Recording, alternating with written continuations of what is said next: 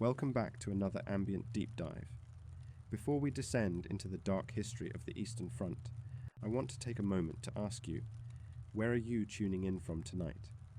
Whether you are listening to this while driving through the rain, working the night shift, or sitting safe in the comfort of your own home, let me know in the comments below.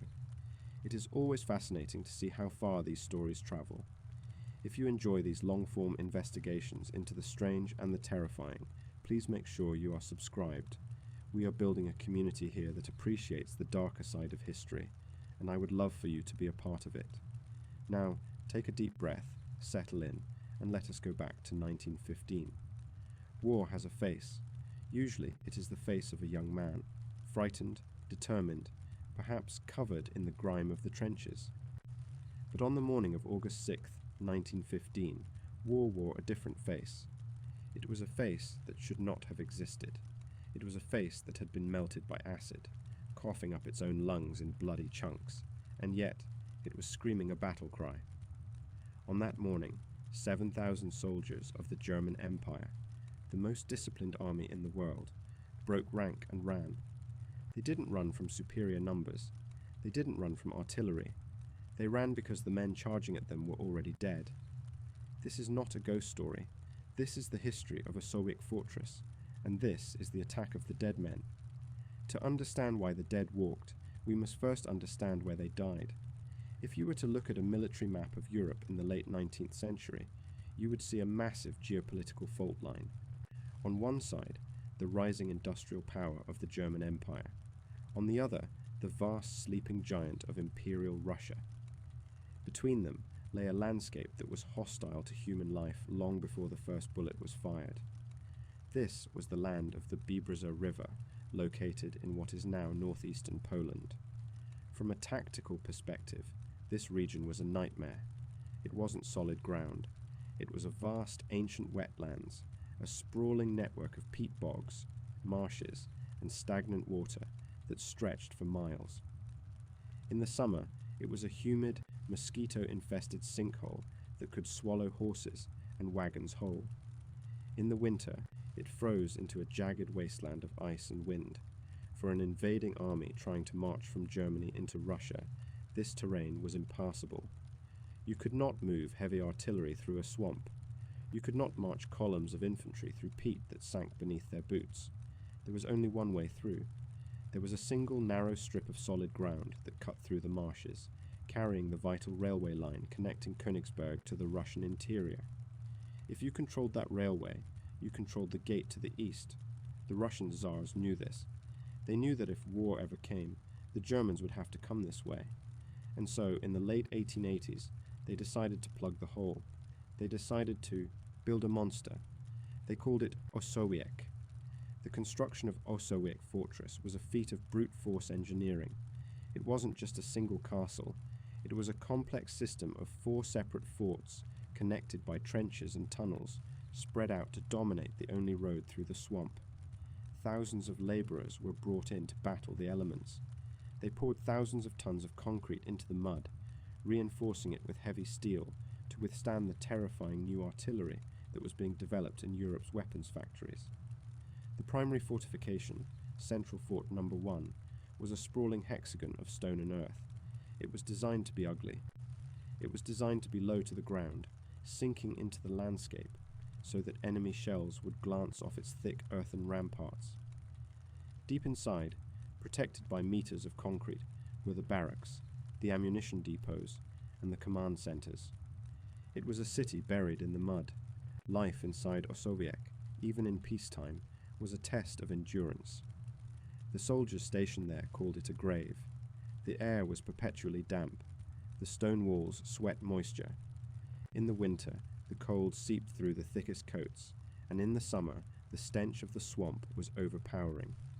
It was a lonely, desolate assignment, far from the palaces of St. Petersburg or the lights of Moscow. But the men who served there were tough. They were the Tsar's anvil, placed there to break the hammer of any invader. By the time 1914 arrived, the fortress had been modernized. General Nikolai Berezovsky, the commander of the garrison, was a man who matched the fortress in temperament. He was stubborn, methodical, and entirely unimpressed by the reputation of the German war machine. He knew every inch of his concrete world. He knew the firing arcs of his Skobeliev cannons. He knew how long it took to run from the barracks to the ramparts. He had spent years preparing for a siege he hoped would never come. But the siege did come.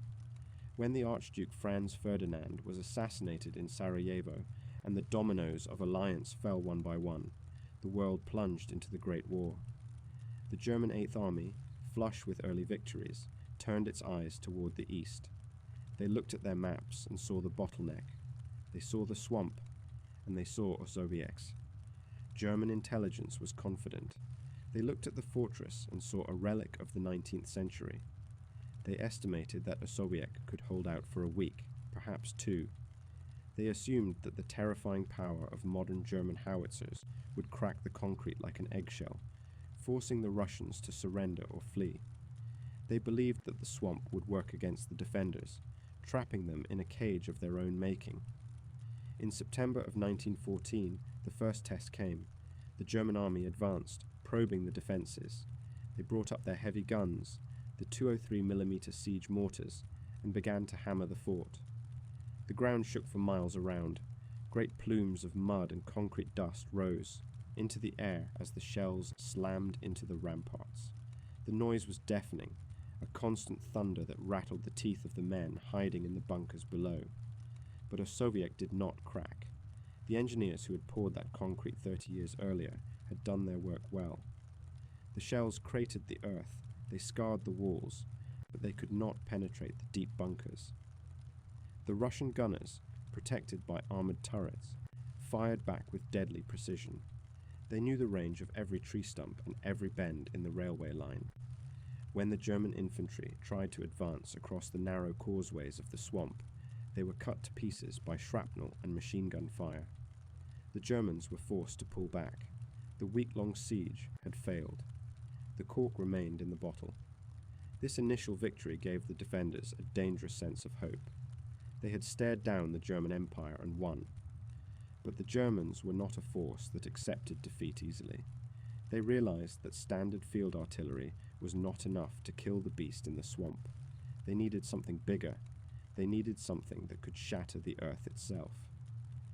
As the winter of 1914 set in, turning the swamp into a frozen plain of grey ice, the Germans began to move their true monsters into position.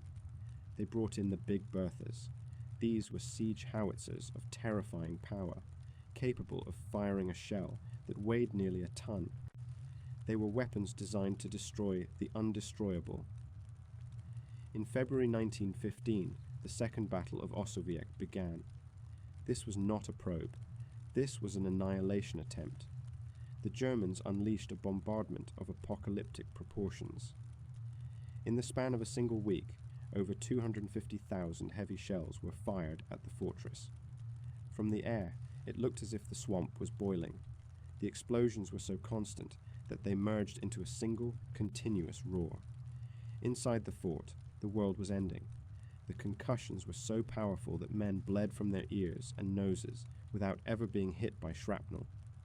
The concrete walls cracked, the earth heaved, the supply lines were cut, leaving the garrison isolated, running low on food and ammunition. The German command sent a message to General Brzezinski demanding his surrender. They told him that resistance was futile, that his fort was being erased from the map. Brzezinski's reply was simple. He told his men to hold, and they did. Even as the walls crumbled around them, the Russian soldiers stayed at their posts. They lived like rats in the ruins, surfacing only to fire their guns at the distant German lines. Against all logic, against all military doctrine, the fortress held. The Big Berthas had failed. The iron wall of the east was battered, scarred, and bleeding, but it was still standing. By the summer of 1915, the German High Command was desperate. The war on the Western Front had bogged down into a stalemate of trenches and barbed wire. They needed a victory in the east. They needed to break through, Osowiec to flank the Russian armies and force a collapse. But explosives had failed. Men had failed. The fortress seemed immune to conventional death. And so, the conversation in the German war rooms changed. If they could not blow the Russians out of their holes, they would have to find another way. They would have to use a weapon that didn't care about concrete, a weapon that could seep through the cracks in the bunkers, a weapon that didn't shatter bones, but dissolved them. Field Marshal Paul von Hindenburg authorized a change in tactics. They would stop trying to destroy the fort. They would simply exterminate the life inside it. They called upon the scientists, the chemists who had been working in the dark laboratories of Berlin. They began to ship thousands of steel cylinders to the front lines. They marked them with skull and crossbones. They moved them at night, burying them in the earth, hiding them from the Russian observers. Inside Osowiec, the soldiers enjoyed the warm summer breeze of July. They repaired their defenses. They wrote letters home. They washed their uniforms in the stagnant water of the marsh. They had survived the artillery. They had survived the winter. They believed the worst was over. They did not know that just a few miles away, the wind was being measured.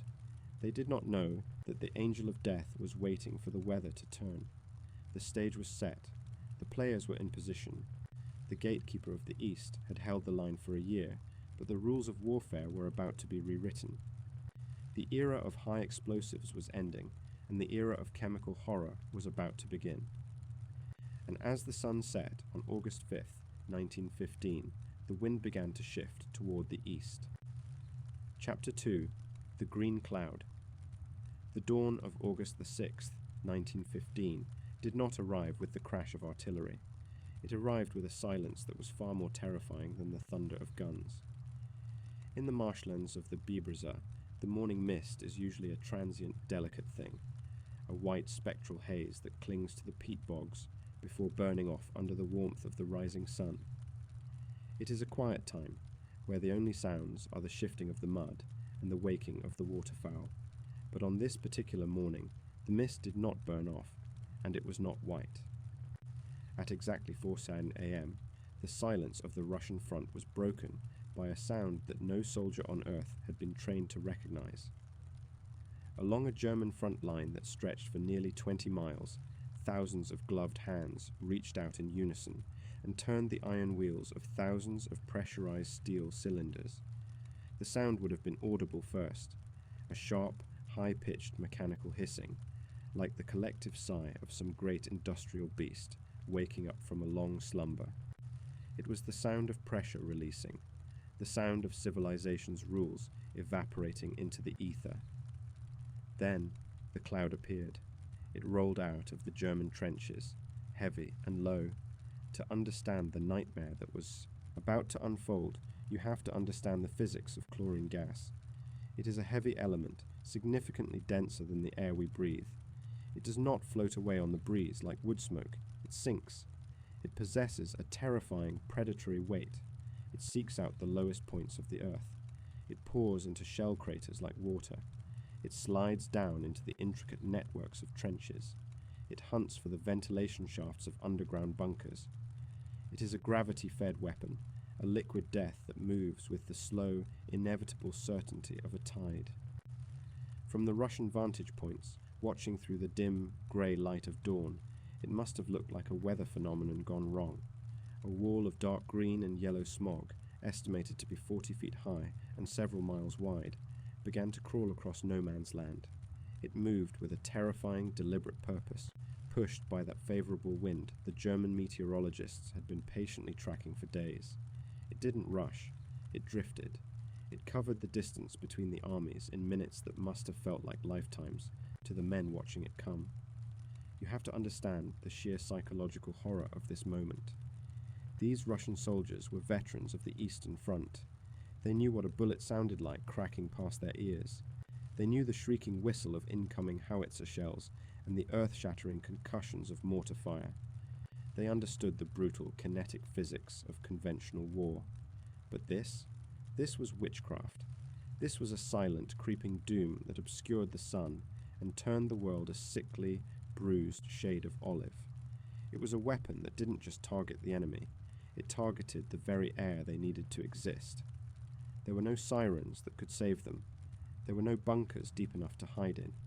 In fact, the deep bunkers, the very engineering marvels that had saved the garrison from the massive Big Bertha siege shells months earlier, now became death traps.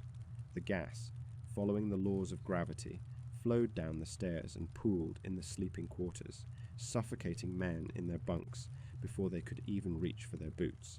The safety of the earth became a tomb.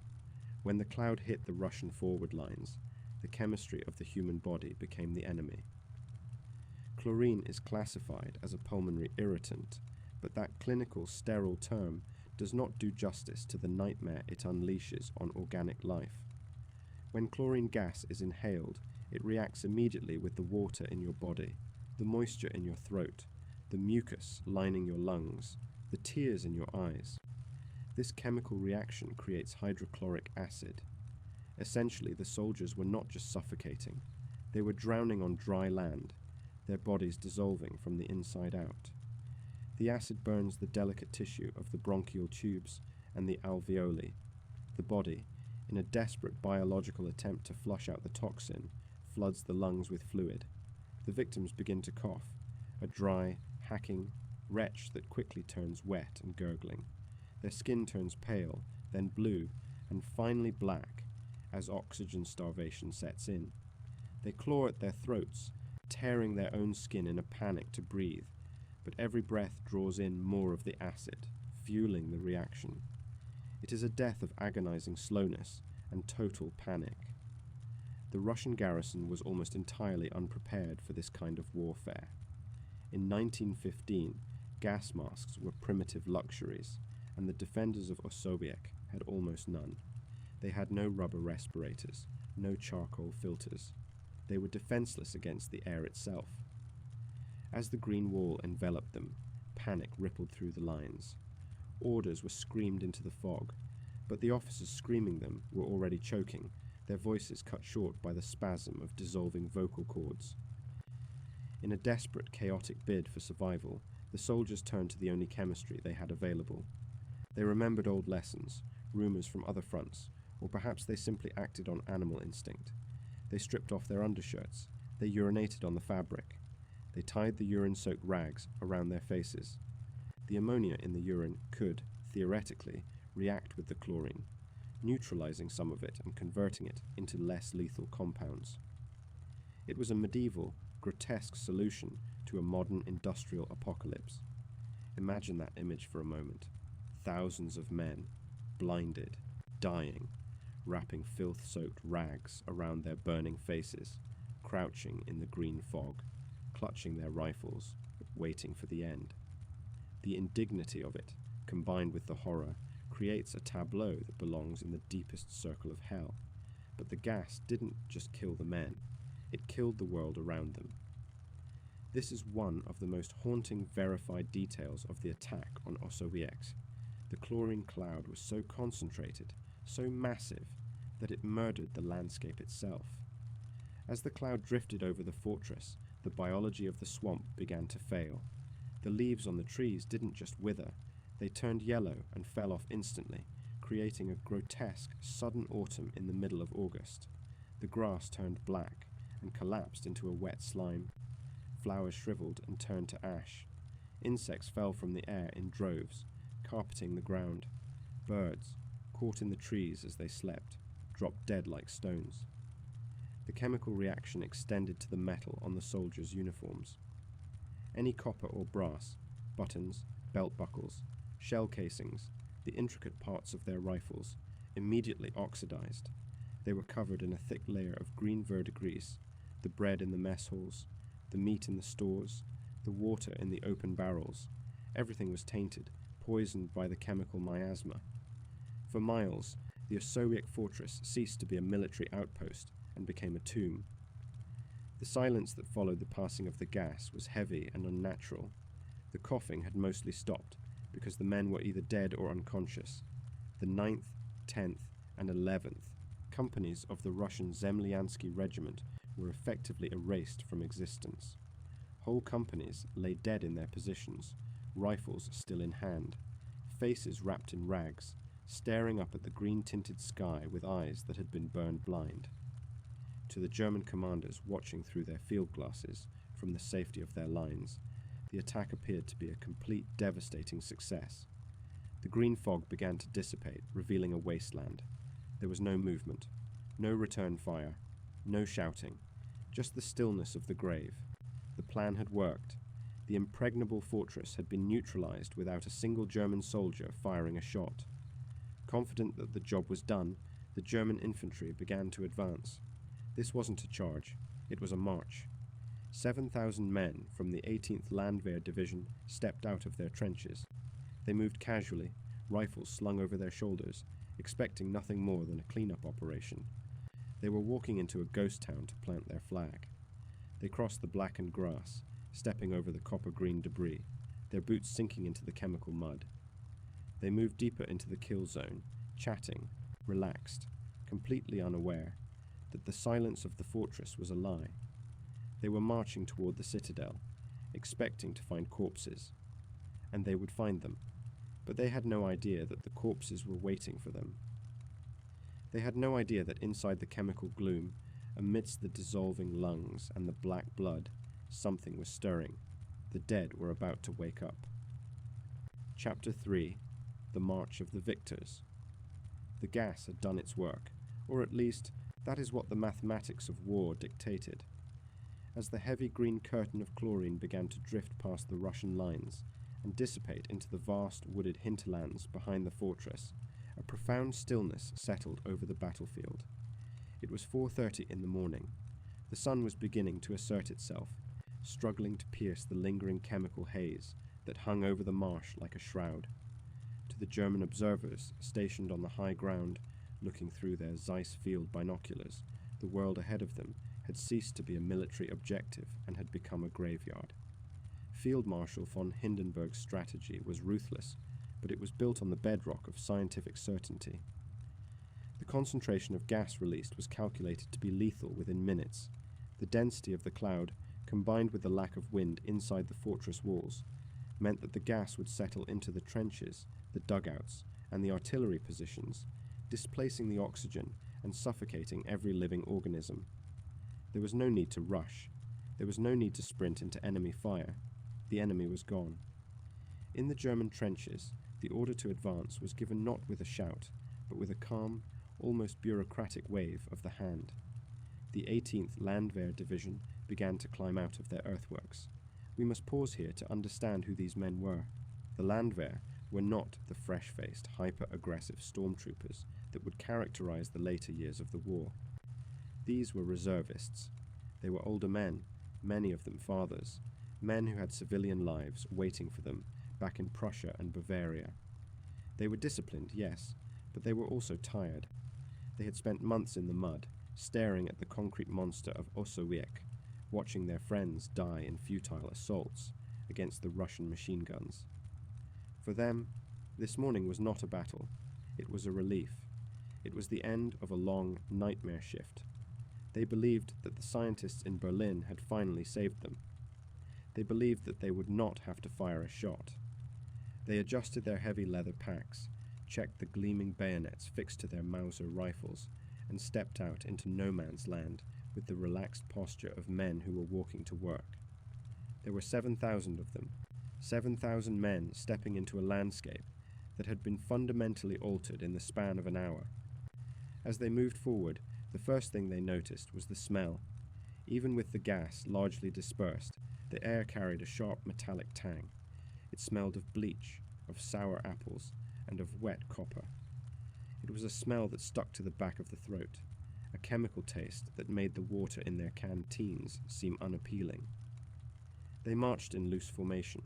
The tactical manuals called for spacing, for cover fire, for bounding movements. But why bound when there are no targets? Why seek cover when the machine gun nests are silent tombs? The discipline of the drill square gave way to human curiosity. They walked upright, scanning the ground, looking at the devastation the cloud had wrought. The devastation was absolute. As they crossed the invisible line where the gas cloud had first made contact with the earth, the color of the world changed. Behind them, the grass was green, the mud was brown. Ahead of them, everything was black and yellow. The clover that usually carpeted the marshlands had been instantly killed, turned into a brittle black ash that crunched under their jackboots. The leaves on the birch trees had not just withered, they had been chemically burned, curling into tight yellow fists and raining down onto the mud, creating a premature and grotesque autumn. The silence was broken only by the rhythmic thud of thousands of boots and the occasional snapping of a dead branch. One German soldier, a corporal from a farming village, might have stopped to look at a beetle on a fence post. The insect was dead, its shell turned a dull, powdery white. He would have looked at the brass buttons on his own tunic and noticed they were turning green, verdigris blooming on the metal in real time as the lingering chlorine reacted with the copper. It was a world where chemistry had replaced biology. They reached the first obstacle, the marsh itself. The Bibersa was a treacherous landscape of water and peat, crossed by narrow, wooden causeways and earthen dikes. In any other battle, these causeways would have been slaughterhouses. A single Russian machine gunner could have held off a battalion here. The Germans walked onto the planks, their boots echoing hollowly over the dark water. They looked at the reeds, which hung limp and slimy, dissolved by the gas. They looked at the water, which had an oily, iridescent sheen. They waited for the crack of a rifle. They waited for the shout of a Russian officer. But there was nothing, just the wind, hissing through the dead grass. The confidence of the 18th Landwehr Division grew with every step. They began to talk amongst themselves, their voices muffled by the gauze pads they held over their mouths as a precaution. They joked about the Russian bears sleeping in their dens. They speculated about the supplies they would find in the fortress, rumours of vodka and tinned meat. They were already dividing the spoils of war in their minds. They were not soldiers anymore. They were tourists in hell. They passed the outer perimeter of the Russian defences. Here, the wire was thick, lines of barbed wire strung between charred posts, designed to slow an infantry charge. Usually the wire would be guarded. Today, the sentry posts were empty.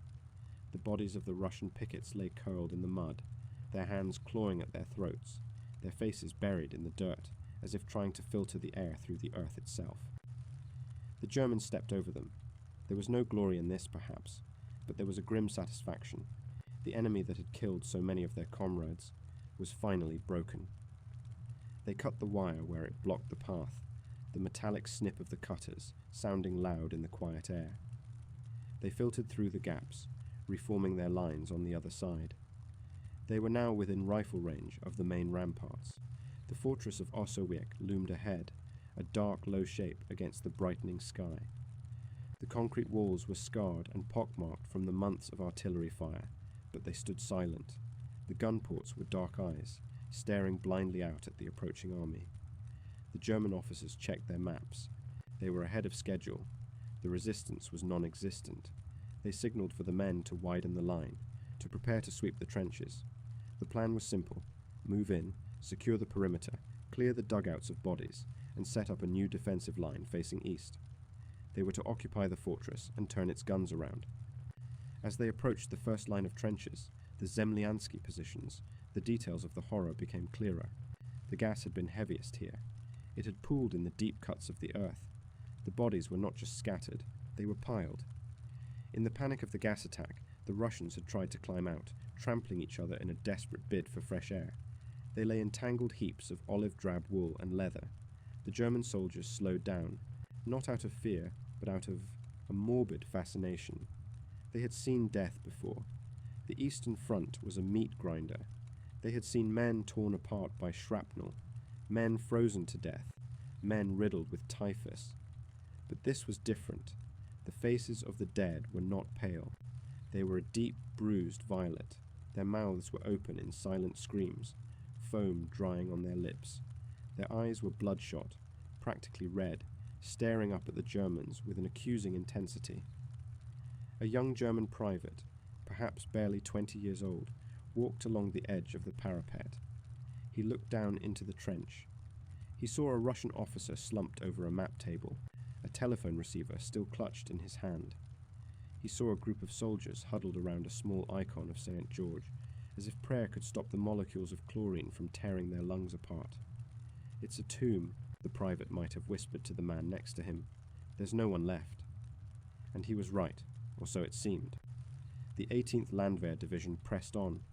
They were now hundreds of meters past the initial contact line. They were deep inside the kill box.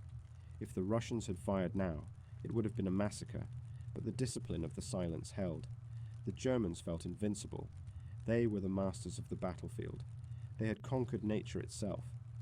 They reached the second line of defense. This was the heart of the forward position. Here, the trenches were deeper, reinforced with timber and sandbags. This was where the 9th, 10th, and 11th companies of the Russian regiment had been stationed.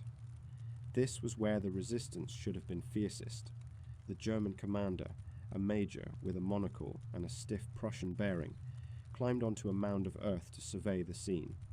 He saw his men spreading out, relaxed, their rifles slung over their shoulders. He saw the path open all the way to the citadel. He took a deep breath of the thinning air, tasting the victory. He began to compose the telegram he would send to Berlin in his head. Fortress secured, enemy neutralized, minimal casualties.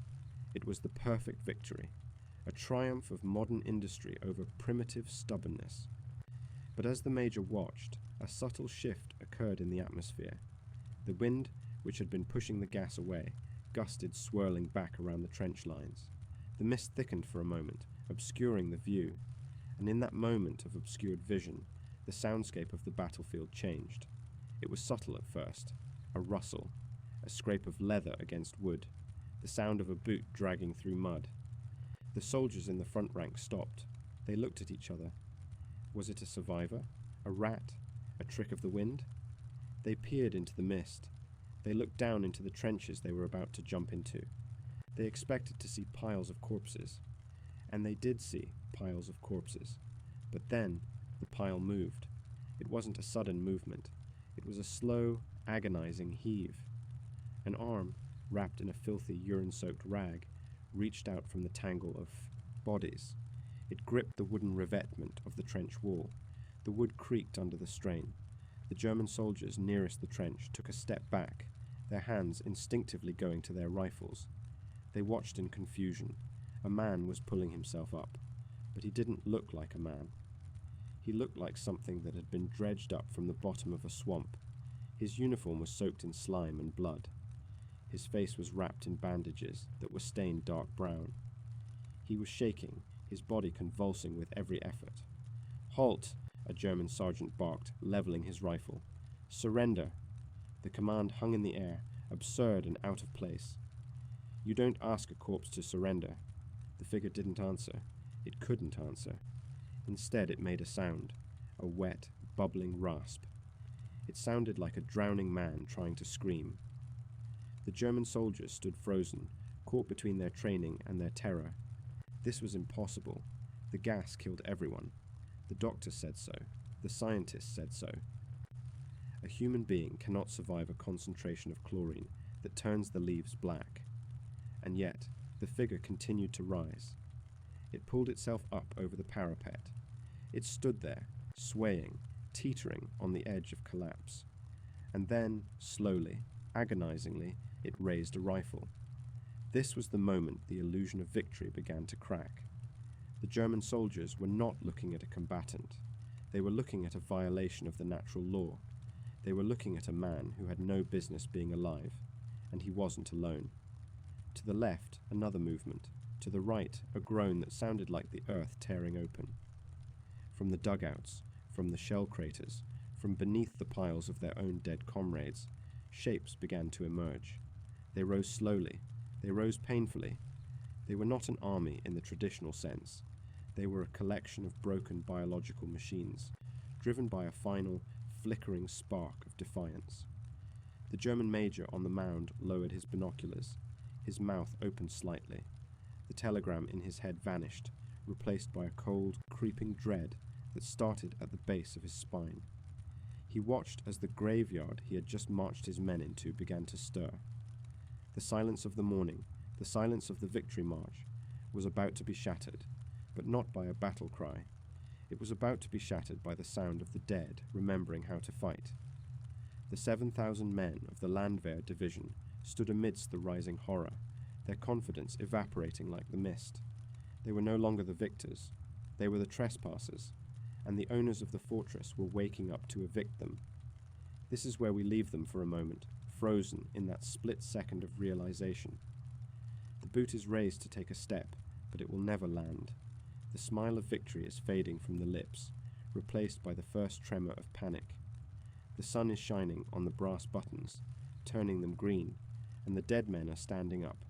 War is often about momentum. The Germans had all of it. They were a heavy train moving downhill, but they had just hit a wall that was not on any map. The march is over. The awakening has begun. Chapter 4. The 13th Company. To understand the miracle, we must first understand the anatomy of the massacre. We have seen the German soldiers marching through the mist, confident, clean, and victorious. But to truly grasp what happened next, we have to leave the perspective of the living and descend into the perspective of the dying. We have to go down into the earth, into the muddy, timber-reinforced scar of Trench Number 2, where the 13th Company of the 226th Zemlyansky Regiment was stationed. If the German march was a journey through a silent graveyard, the Russian experience was a journey through the noisy, violent interior of a chemical reaction. Let's rewind the clock just slightly, back to 4 a.m. The men of the 13th Company were mostly peasants. They came from the Zemlyansky district, from the deep rural heart of Russia. These were men who knew the soil. They knew hard labor. They were tough, fatalistic, and deeply religious. They had spent months in Osowiec, living under the constant hammer of German artillery. They had grown used to the smell of cordite and wet wool. They had grown used to the lice and the rats, but they were not used to this. When the hissing started and the green wall rolled over the parapet, there was a moment of confusion. Then, the air turned into poison. I want you to imagine the sensation of breathing. Just for a moment, take a breath now. Feel the cool air entering your nose, passing down your trachea, filling the delicate sacs of your lungs. It is a passive, unconscious act that sustains your life. Now, imagine that the air is replaced by a corrosive agent. Chlorine gas is not a nerve agent. It doesn't switch off the brain like modern chemical weapons. It is a blunt instrument. It is an irritant. When the gas hit the Russian trenches, it was heavier than air, so it poured down the stairs of the dugouts like a waterfall. It filled the bottom of the trenches first, where the men were sleeping or playing cards. The first reaction is a spasm. The throat closes up, a laryngospasm, as the body tries to reject the intruder. The eyes begin to burn, as if sand has been rubbed into them. Then comes the chemistry. We touched on this before, but we need to go deeper. The chlorine dissolves in the moisture of the mucous membranes. It creates hydrochloric acid and hypochlorous acid. The men of the 13th Company were literally burning from the inside out. Their bronchial tubes were being stripped of their lining. The pain would have been excruciating, a searing fire in the center of the chest. But the true horror is the body's response. To put out the fire, the body floods the lungs with fluid, plasma, mucus, blood. Within minutes of the cloud arriving, the trench was no longer a military fortification. It was a hospital ward in hell. Men were falling to their knees, clutching their throats, their faces turning that distinctive, terrifying shade of blue-violet. They were coughing, but these were not normal coughs. These were retching whole-body convulsions as they tried to expel the fluid that was drowning them.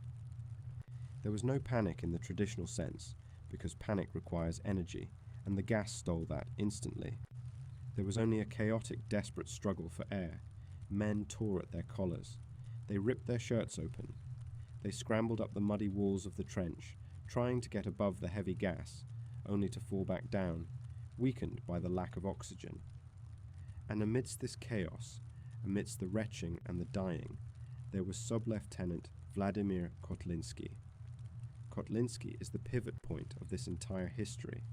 He was the highest-ranking officer left in the sector who could still stand, but stand is a generous term. By 4:30 a.m., Kotlinski was dying. He had inhaled the gas. His eyes were swollen shut, weeping tears that burned his cheeks. His lungs were filling with fluid. He knew, with the cold clarity of a soldier, that he was a dead man. He sat in a small dugout, wrapped in a wet greatcoat. listening to the sounds of his company dying around him. The sound was a wet, rhythmic cacophony. It was the sound of 100 men drowning on dry land. Most commanders in this situation would have focused on comfort. They would have tried to ease the passing of their men.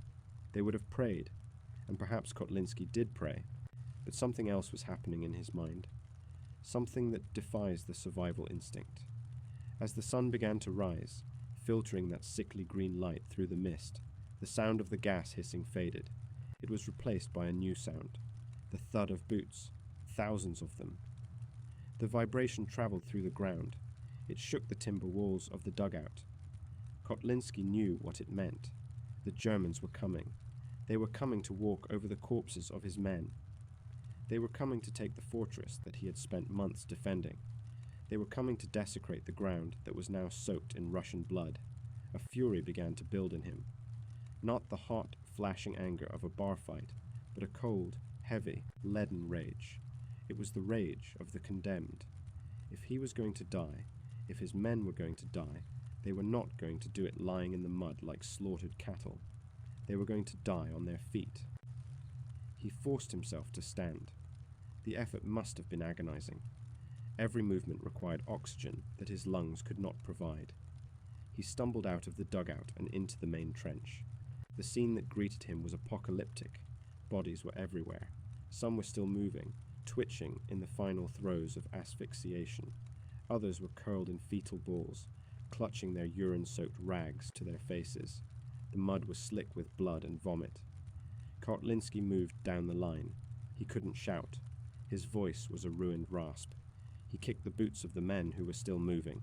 He grabbed them by their tunics and hauled them up. "Get up," he wheezed. "Get up." It wasn't an order. It was an invitation to revenge. And slowly, impossibly, the 13th Company began to stir. These men, these peasants from Zemlyansky, looked up at their lieutenant. They saw his face, wrapped in bloody rags, his eyes burning with madness. They heard the German boots getting closer. They understood the choice. They could stay here and wait for a German bayonet to finish them off, or they could spend the last few minutes of their lives doing what they were born to do. They chose the latter. One by one, they began to rise. It was a scene of grotesque resurrection. A soldier, his face black from lack of oxygen, used his rifle as a crutch to pull himself upright. Another, blinded by the gas, felt around in the mud until his hand closed over the hilt of a spade. They helped each other. Men who could barely breathe supported men who could barely walk. They tied their rags tighter around their faces. The rags were their only armor, strips of linen soaked in their own urine, the ammonia providing a pathetic, desperate filter against the lingering fumes. There were no speeches. There was no "for the Tsar" or "for the motherland." Those concepts were too abstract for this moment. This was primal. This was about the man next to you and the enemy coming to kill him. This was about the sheer stubborn refusal to give the Germans the satisfaction of an easy victory. They checked their weapons. The bolts of their Mosin-Nagant rifles were slick with moisture and slime. They wiped them on their trousers. They fixed their bayonets. The click of the steel locking into place was a sharp mechanical punctuation mark in the wet gurgling of the trench. They were a motley collection of the damned. There were about 60 of them, maybe 70. A platoon strength force formed from the wreckage of a company. They were bleeding. They were spitting up pieces of their own lungs. They were dizzy, their vision tunneling, their hearts hammering against their ribs in a desperate attempt to pump oxygenated blood that didn't exist. Kotlinski made his way to the firing step. He peered over the edge. Through the thinning mist, he saw them, the German Landwehr, thousands of them. They were walking casually, weapons slung, chatting, relaxed. They looked so clean. They looked so alive. The contrast was absolute. On one side, the 18th Landwehr Division, healthy, organized, victorious. On the other side, the 13th Company, a band of dying chemical ghosts, held together by hate and gravity. Kotlinski turned back to his men. He didn't need to give a signal. They knew. He climbed the ladder. It was a slow, clumsy movement. He crested the parapet and stood on the open ground. The air up here was fresher, but it still tasted of death. He drew his saber. Behind him, the earth seemed to vomit up its dead. The soldiers of the 13th Company climbed out of the trench. They didn't form a line. They couldn't. They formed a ragged, stumbling mob. Some fell immediately and had to crawl. Others swayed like drunks. But they all moved forward. The distance between them and the German vanguard was closing. The Germans were still unaware. The wind was blowing towards the Russians now, carrying the sound of German voices. Kotlinski raised his saber. He took the first step, and then the sound began. It wasn't a battle cry. You have to understand, a battle cry requires air. It requires a diaphragm that works. These men didn't have that. Instead, as they exerted themselves, as they forced their bodies into a run, the fluid in their lungs began to rattle. It started as a low, wet coughing, but as they picked up speed, a shambling, lurching trot, the coughing grew louder. It became a collective, guttural roar. It was the sound of 70 men hacking up blood in unison. It was a sound that tapped into a primal evolutionary fear. It was the sound of a plague. Hack, hack, roar. Hack, hack, roar. Blood sprayed from their mouths with every step, spotting the blackened grass. They didn't look like soldiers. They looked like monsters from a folklore tale. Their faces were wrapped in dirty rags. Their eyes were red pits. Their uniforms were stained dark. Imagine you are Kotlinski in this moment. Your chest is on fire. You are drowning. Your vision is blurring at the edges. But in the center of your vision, you see the grey uniforms of the enemy, and you see them stop. You see the confusion on their faces. You see the officer in the lead lower his binoculars. You see the rifleman in the front rank freeze. They are looking at you, and they are terrified. This is the power of the attack of the dead men. It wasn't about tactical superiority. It wasn't about firepower. It was about the utter violation of reality. The Germans had come to bury the dead, and the dead were charging them with bayonets. Kotlinski moved faster. He wanted to reach them before he died. That was his only goal, to take one of them with him, to make them pay for the gas, to make them pay for the silence. The distance closed. 200 yards, 100 yards. The Russians began to fire. They didn't stop to aim. They fired from the hip, working the bolts of their rifles with frantic, jerky motions. The shots went wild, mostly, but some found their mark. A German soldier dropped, then another. The cracking of the rifles broke the spell of silence, but it didn't break the spell of horror. If anything, it made it worse.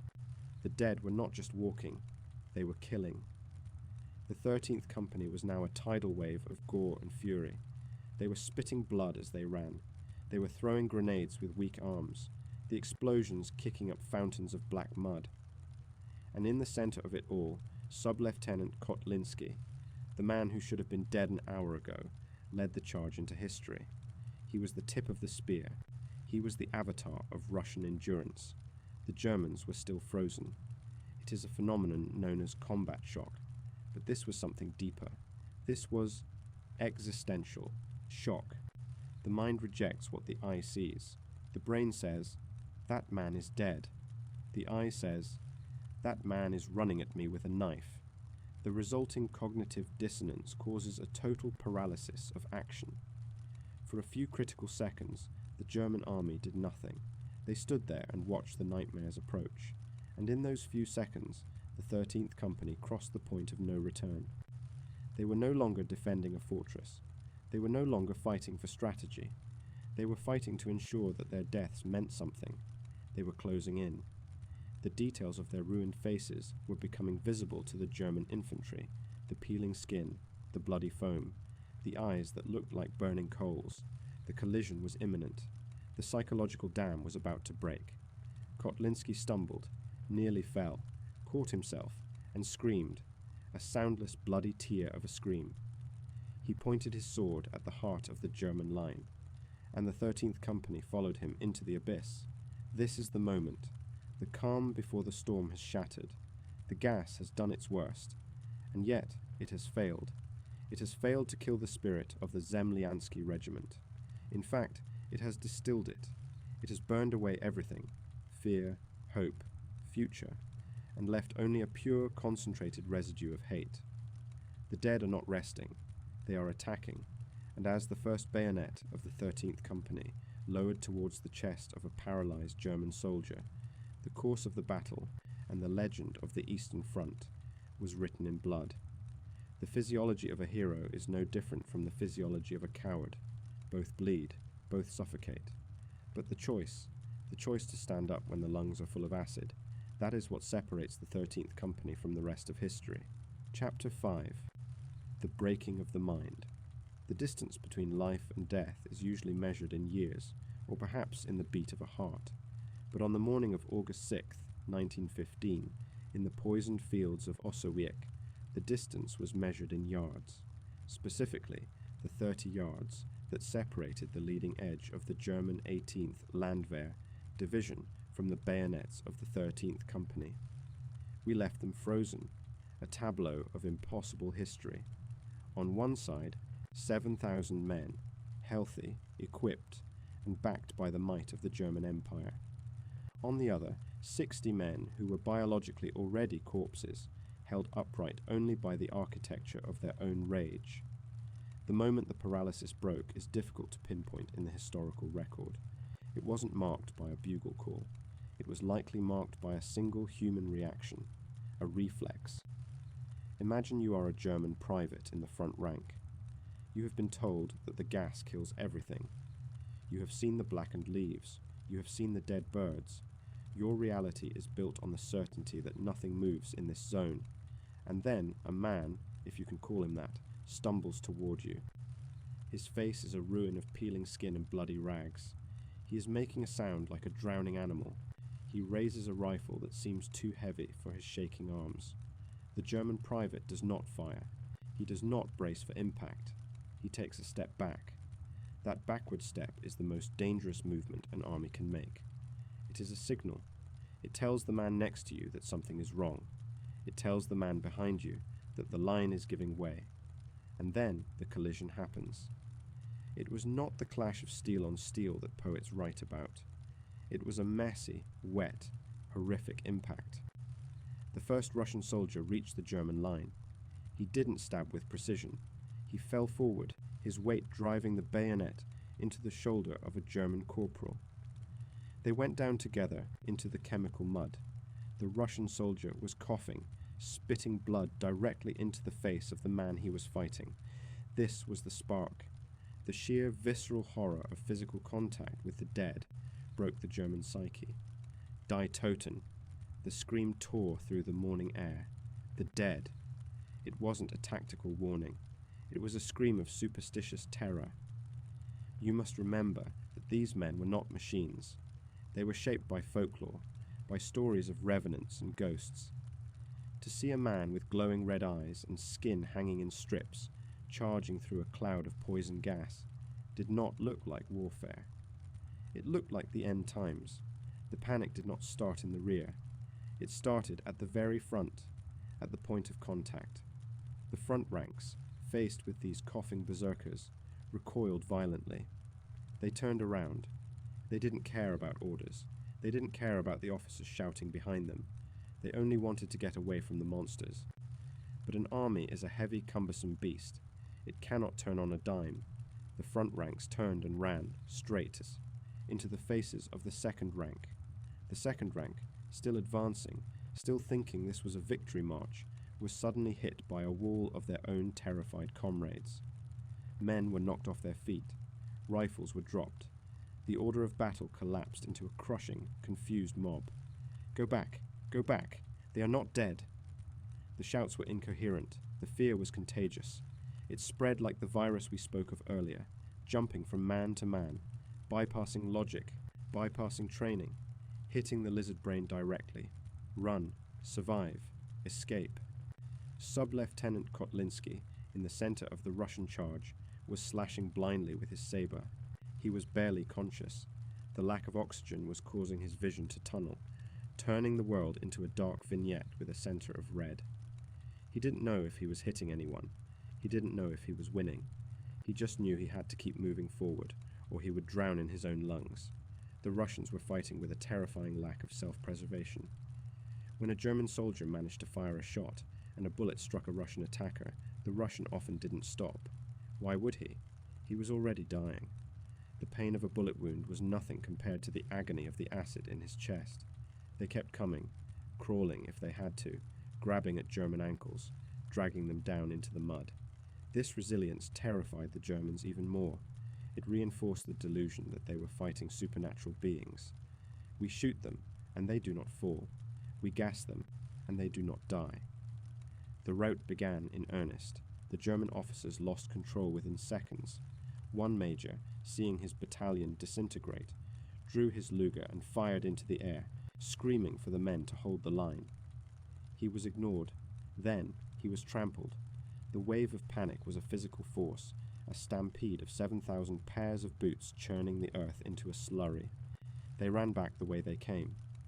But the retreat was a nightmare of its own. The terrain of the Biberzer marshes is unforgiving. It is a network of narrow causeways, flanked by deep, sucking bogs.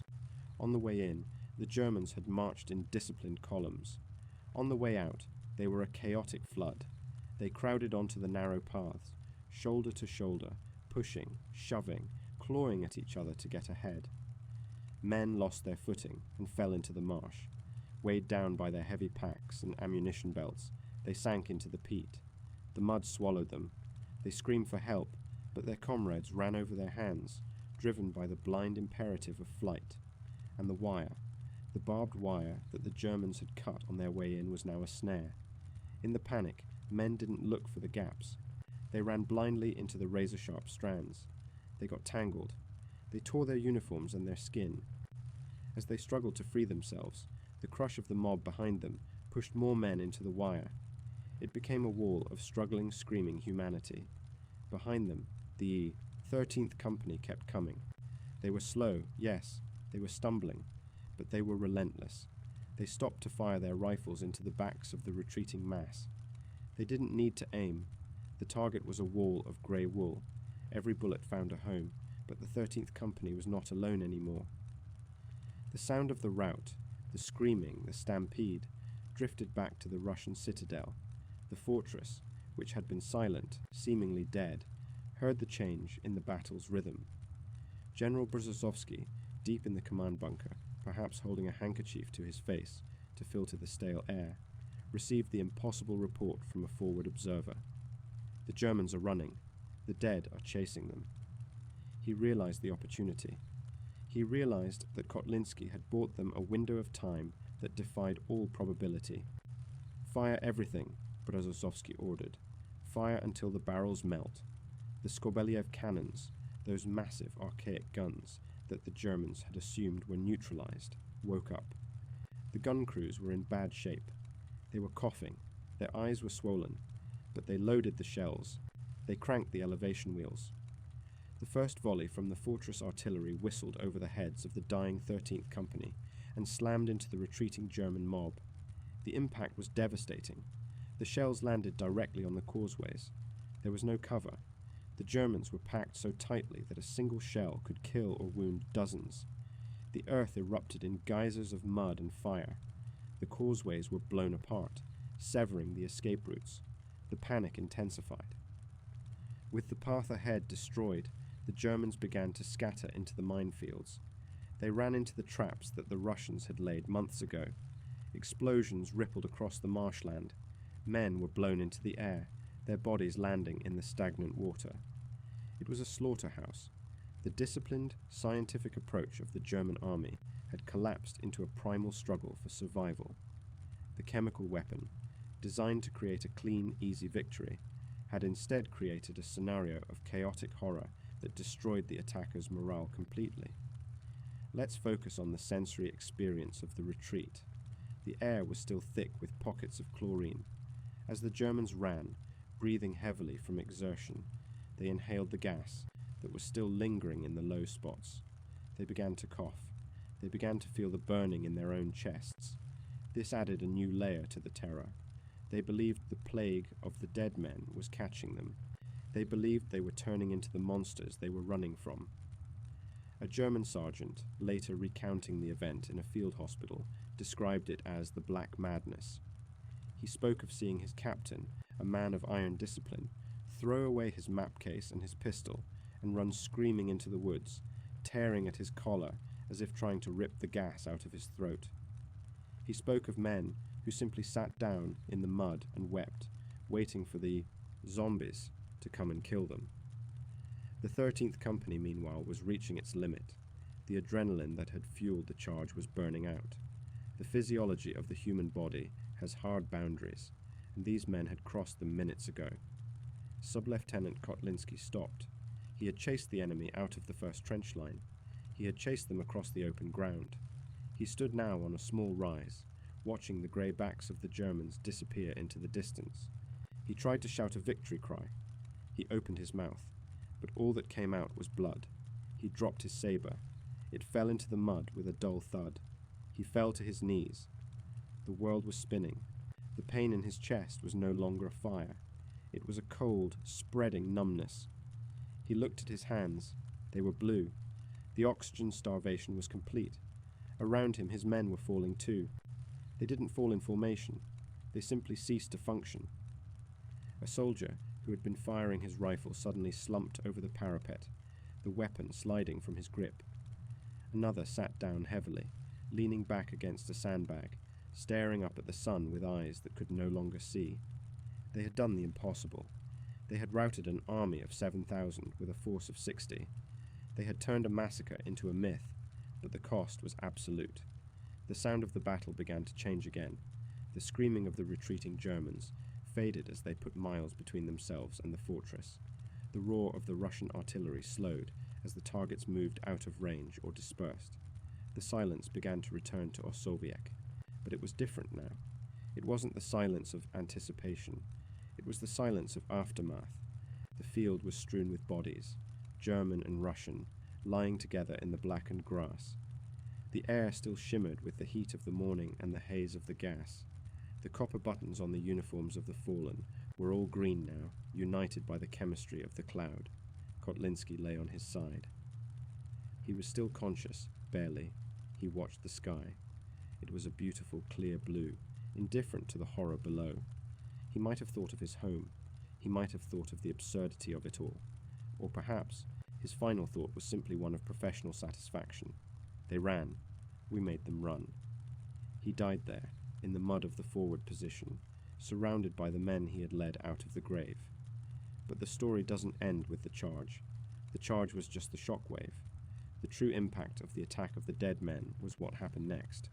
It was how the survivors dealt with what they had seen. It was the decision that General Brzozowski now had to make in the command bunker. The fortress was saved, yes, but it was a corpse. The heart had stopped beating. The 13th Company was gone. The other companies were decimated. The infrastructure was poisoned. And the Germans would come back. Not today, not tomorrow. They would need time to recover from the shock. They would need time to convince their soldiers that they weren't fighting demons. But they would come back. And next time, they would bring more gas. Next time, they would not be surprised. The victory of the dead men was a reprieve, not a salvation. It bought time. And time in war is the most valuable commodity of all. As the sun reached its zenith on August 6th, the survivors of the Osowiec garrison began to crawl out of the deep bunkers. They were the ones who had been deep enough or lucky enough to miss the worst of the gas. They emerged into a world that had been terraformed by death. They found the 13th Company. They saw what their brothers had done. They saw the German equipment scattered across the field. Thousands of rifles, packs, machine guns, abandoned in the panic. They saw the evidence of the rout, and they understood. They understood that they were walking on holy ground. They began the grim work of collection, not of the German loot, though they took the rifles, but of their own. They collected the bodies of the 13th. They treated them with a reverence usually reserved for saints. These men, with their ruined faces and chemical burns, were the saviors of the fortress. But even as they worked, the air whispered to them. The smell of chlorine was still there, seeping out of the earth, a reminder that the enemy was not a man, but the atmosphere itself. The German army was miles away, licking its wounds, trying to rationalize the irrational. The officers were writing reports that made no sense. Heavy resistance, counter-attack by fresh reserves. They couldn't write the truth. They couldn't write, "We ran away from ghosts." But the soldiers knew. The men in the ranks, shivering in their bivouacs that night, scrubbing the green tarnish off their buttons. They knew. They knew that there were things in the east that could not be killed. They knew that Osowiec was not a place of stone and mortar, but a place of judgment. And in the silence of the fortress, General Brzozowski looked at the map. He looked at the railway line. He looked at the evacuation route. He picked up his pen. The time for fighting was over. The time for leaving had begun. The dead men had held the door open.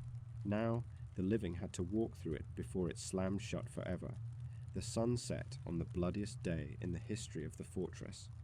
The mist began to rise again from the marshes, cooling the burned earth.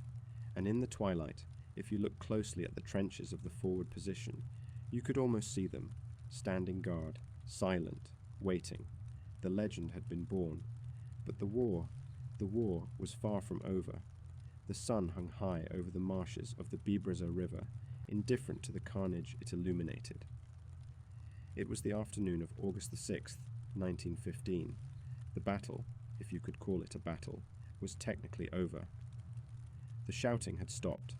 The thunder of the Skobeliev cannons had faded into a ringing silence that made the ears ache. The German army, 7,000 strong, had vanished into the haze, leaving behind their dignity, their rifles, and their dead. But for the men left standing inside Osowiec Fortress, the war was not over. It had simply changed shape. It had shifted from a kinetic struggle against an invading army to a biological struggle against their own bodies and a logistical struggle against the poisoned earth. We often glorify the charge. We paint paintings of the moment of impact, the desperate heroism of the counterattack. But we rarely look at what happens when the adrenaline crashes. We rarely look at the hour after the victory, when the endorphins fade and the pain arrives. Chapter 6 is about that hour. It is about the autopsy of a miracle. The first thing the survivors noticed as the dust settled was the thirst. Chlorine gas strips the body of moisture. It turns the throat into sandpaper. Every soldier in the fortress, whether they had been in the thick of the gas or deep in a bunker, was dehydrated. They reached for their canteens. They reached for the water barrels stationed along the trench lines. And this is where the second tragedy of the day began. The water was dead. The gas had not just poisoned the air, it had settled on the open water sources. It had turned the surface of the rain barrels into an oily green slick. The wells in the lower courtyards were contaminated. To drink the water was to drink the weapon. The men who were desperate enough to try fell ill almost immediately, retching violently, compounding the damage already done to their stomachs and lungs. So, amidst the wreckage of a great victory, the victors were dying of thirst. Teams were organized to scavenge. They weren't scavenging for ammunition or gold. They were scavenging for sealed bottles, for tinned food that hadn't been punctured, for anything that the gas couldn't touch. They moved through the ruins like deep-sea divers, wrapping fresh rags around their faces, terrified of the air they breathed. They moved to the forward positions, to the trench where the 13th Company had launched their assault. This was ground zero. This was the holy site of the resistance, and it was a vision of hell. The bodies of the 13th Company lay where they had fallen. They were not arranged in neat rows. They were scattered in the chaotic postures of sudden death. Sub-Lieutenant Kotlinski lay near the edge of the German perimeter. His saber was still near his hand, the blade already beginning to oxidize in the chemical air. The cleanup crews, men from the militia battalions who had survived in the rear, approached their fallen comrades with a mixture of awe and horror. They saw the faces of the heroes. They saw the extent of the injuries. It wasn't just the gas burns. It was the sheer physical exhaustion. These men had literally run themselves to death. Their hearts had burst. Their lungs had collapsed. They had spent every ounce of life energy in those few hundred yards of open ground. And then they found the survivors. Not everyone in the 13th had died in the field. Some were still breathing, if you can call it breathing. They lay in the mud, staring up at the sky, their chests heaving with short, shallow gasps. They were drowning in the fluid that filled their lungs. The stretcher-bearers worked in grim silence. There was no point in shouting orders. The gas had dampened all sound, and many of the men were deafened by the inflammation in their ear canals. They lifted the living wreckage onto canvas stretchers and began the long trek back to the central aid station in the citadel. The aid station was a cavernous brick vault located deep underground. It was designed to hold a few dozen casualties. By the evening of August 6th, it held hundreds. The sound inside that room is something that no history book can adequately describe. It was a symphony of suffocation. Hundreds of men, lying on the floor, on tables, on crates, all making the same wet, rattling sound. There was no morphine left. There was no oxygen. The doctors, their own eyes red and weeping from the fumes, moved from patient to patient, helpless. There is no antidote for massive chlorine exposure in 1915. You cannot reverse the chemical reaction that turns lung tissue into liquid. You can only wait. You can hold a man's hand. You can wipe the bloody foam from his lips. You can lie to him and tell him that help is coming. For the survivors of the charge, this was their reward. They had saved the fortress, and now they had to wait to die in a dark, crowded cellar that smelled of iron and rot. While the medical tragedy played out in the depths, the strategic tragedy was playing out in the command bunker. General Nikolai Brzozowski sat at his desk. He was a man of iron discipline, a career soldier who had held this fortress against the entire might of the German Eighth Army for months. He had survived the Big Berthas. He had survived the winter. He had survived the gas. But as he looked at the reports coming in from his sector commanders, he realized the truth. The fortress had not survived. The walls were still standing, mostly. The guns were still functional technically, but the soul of the position was gone. The report from the engineering corps was damning. The gas had corroded the ventilation systems. It had seeped into the concrete. The food stores were toxic. The local water table was compromised. And then there was the manpower report. The 226th Zemlyansky Regiment was combat ineffective. They had lost over half their strength in a single morning. The officers were dead. The NCOs were dead. The men who were left were traumatized, sick, and exhausted. Brzozowski knew the Germans. He knew that the rout he had just witnessed was a temporary anomaly. The German army was a machine. It would reboot. It would analyze the data. It would realize that it had been scared by ghosts and not defeated by soldiers. And it would come back. When they came back, they would bring better gas masks. They would bring flamethrowers to burn out the infection. They would not make the same mistake twice. If the Russians stayed, they would die, not as heroes, but as rats in a trap. The general stood up. He walked to the map on the wall. He traced the railway line that ran behind the fortress, the very railway line they had died to protect. For months, their job had been to hold this line to allow the Russian armies to retreat from Poland safely. He checked the telegraph messages from high command. The retreat was largely complete. The armies had escaped the German encirclement. The trap had failed. Osowiec had done its job. It had been the cork in the bottle, holding back the flood until the valuables were safe. Now, the cork was dissolving. Brzozowski turned to his surviving staff officers. They looked at him with hollow eyes, faces smeared with soot and grime. They were waiting for the order to rebuild the defenses. They were waiting for the order to dig new trenches.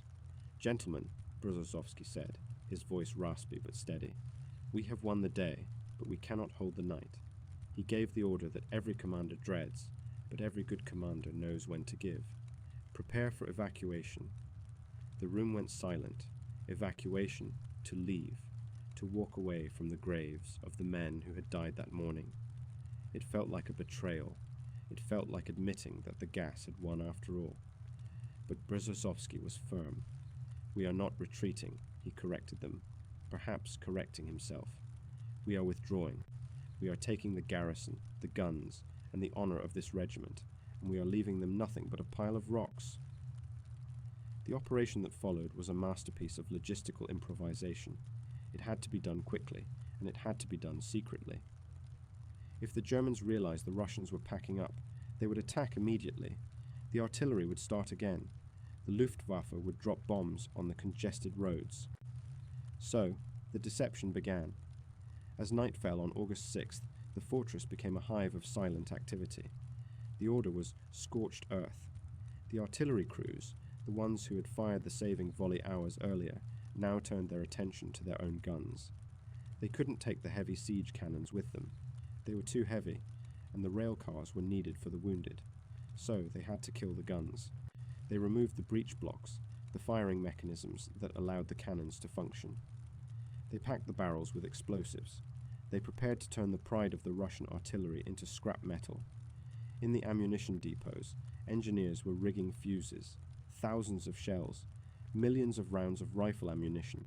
None of it could be left for the Kaiser. It all had to burn. But the hardest part was the human cargo.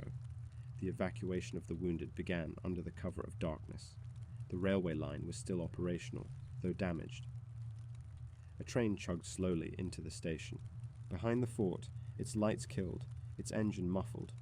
The men from the aid station were brought up. It was a procession of the damned. Stretchers were loaded into cattle cars. Men who were coughing their lungs out were laid side by side on straw. There were no doctors to go with them, only a few orderlies with canteens of boiled water. As the train filled up, the sound of coughing from inside the wooden cars was audible over the hiss of the steam engine. These were the victors of Osowiec. They were being shipped east, into the heart of Russia, to die in hospitals far from the front. Sub-Lieutenant Kotlinski's body was not left behind. Brzozowski insisted on it. The body of the man who had led the charge was wrapped in a clean flag and placed on the officer's carriage. He would not be buried in the poison mud. He would go home. By dawn on August 7th, the first phase of the evacuation was complete. The wounded were gone. The heavy equipment was being dismantled, but the garrison, the able-bodied men, remained. They had to keep up the charade. They manned the walls. They lit cooking fires to create smoke, simulating a fully staffed kitchen. They fired occasional rifle shots at the German lines, just to let them know that the ghosts were still watching. It was a terrifying performance. Every man on the wall knew that if the Germans attacked now, there was no backup. There was no reserve. There was just a hollow shell of a fort and a bluff. The Germans, for their part, were paralyzed. The psychological shock of the previous day had been profound. Their reconnaissance planes reported movement in the fort, smoke, active gun positions. They assumed the Russians were reinforcing. They assumed that fresh troops had arrived to replace the dead. They didn't dare test the defenses again so soon. This hesitation was the final gift of the dead men. Their terrifying charge had bought not just an hour, but days. It bought the time needed to dismantle an entire city of concrete and steel. General Brzozowski walked the perimeter on the evening of the 7th. He walked past the spot where the first gas cylinder had been spotted. He walked past the blackened trees. He kicked a piece of green brass on the ground, a button from a German tunic. He looked out at the marsh. It was quiet now. The frogs were dead, so the evening chorus was missing. The mosquitoes, surprisingly, were back, buzzing in clouds over the stagnant water. Nature was trying to reclaim the battlefield, indifferent to the chemistry. He knew that he was presiding over the funeral of Osowiec. He had built his life around this place. He knew every tunnel, every firing arc, and soon he would blow it all to hell. There is a specific melancholy to the end of a siege. It is the feeling of a purpose ending. For months, their only goal was hold. Now the goal was leave. It left a hollow space in the chest, a space that couldn't be filled by the relief of survival. As he walked back to the bunker, Brzozowski saw a group of soldiers sitting by a small fire. They were boiling water, trying to distill it. They were silent, staring into the flames. They had the 1,000-yard stare of men who have seen the other side. One of them looked up. His face was wrapped in bandages, only his eyes visible. He didn't salute. He just nodded.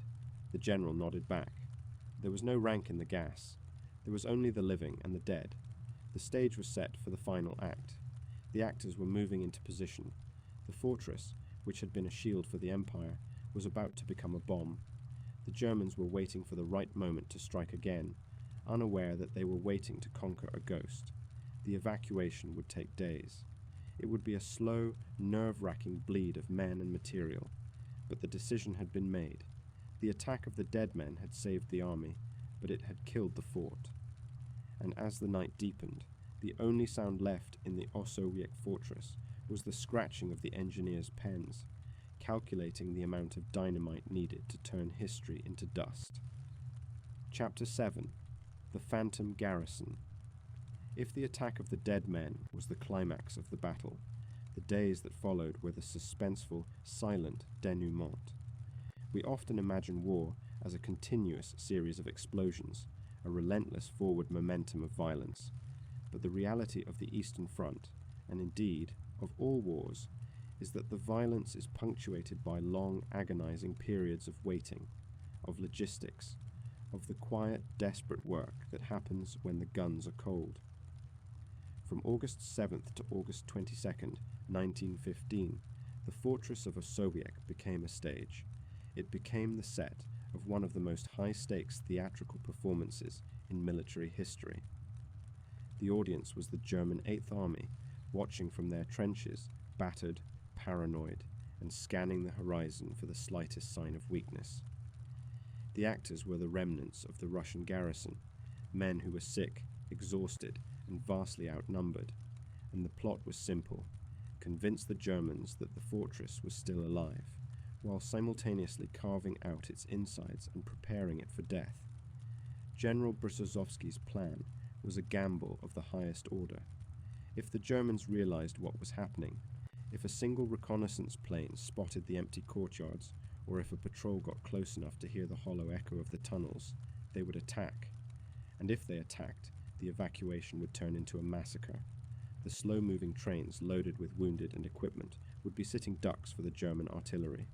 So the deception had to be perfect. It began with the noise. A fortress at war is a noisy beast. There is the clatter of wagons, the shouting of NCOs, the constant maintenance of machinery. To simulate this with a skeleton crew required creativity. The few remaining soldiers were ordered to move constantly. They would march a platoon to the north wall, fire a few rounds, make a show of inspecting the parapets, and then run through the tunnels to the south wall to repeat the performance. They lit fires in the field kitchens, burning wet straw to create thick, dark columns of smoke. To the German observers, smoke meant cooking. Cooking meant mouths to feed. Mouths to feed meant a full garrison. It was a bluff, built on the most basic assumptions of military life. But while the surface remained busy, the underground was being gutted. The work fell to the sappers, the combat engineers. These were men who understood the language of destruction better than anyone.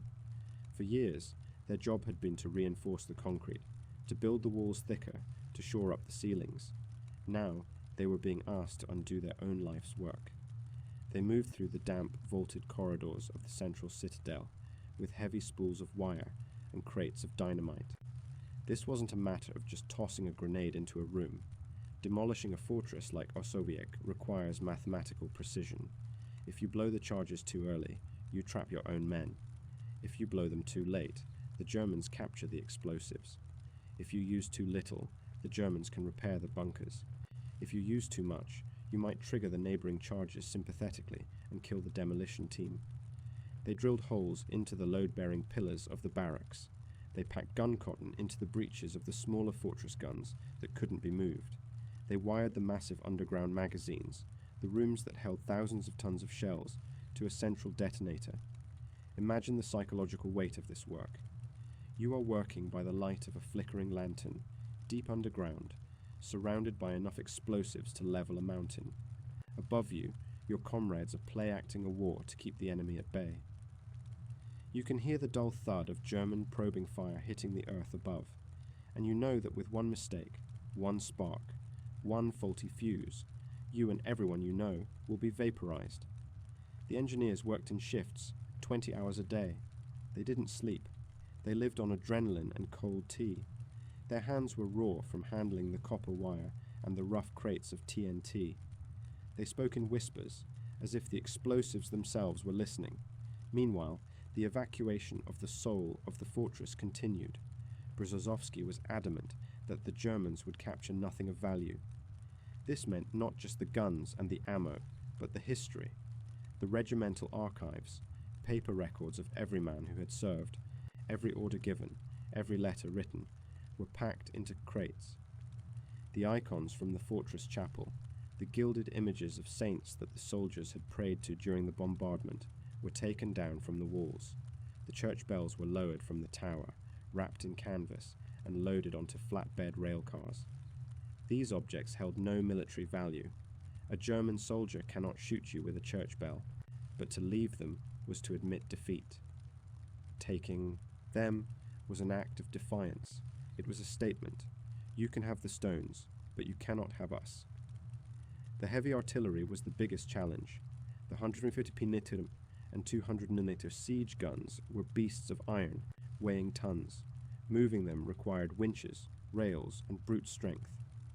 Under the cover of darkness, while the phantom garrison fired flares and machine guns to distract the enemy, teams of men strained against the ropes, inching the massive barrels onto the waiting trains. The tracks screamed as the metal wheels took the weight. The engines strained, coughing sparks into the night sky. Every train that pulled out of the station was a victory. Every wagon that made it past the junction and into the safety of the interior was a miracle. But what of the Germans? Why did they wait? This is one of the most fascinating aspects of the Osowiec story. The German army was not incompetent.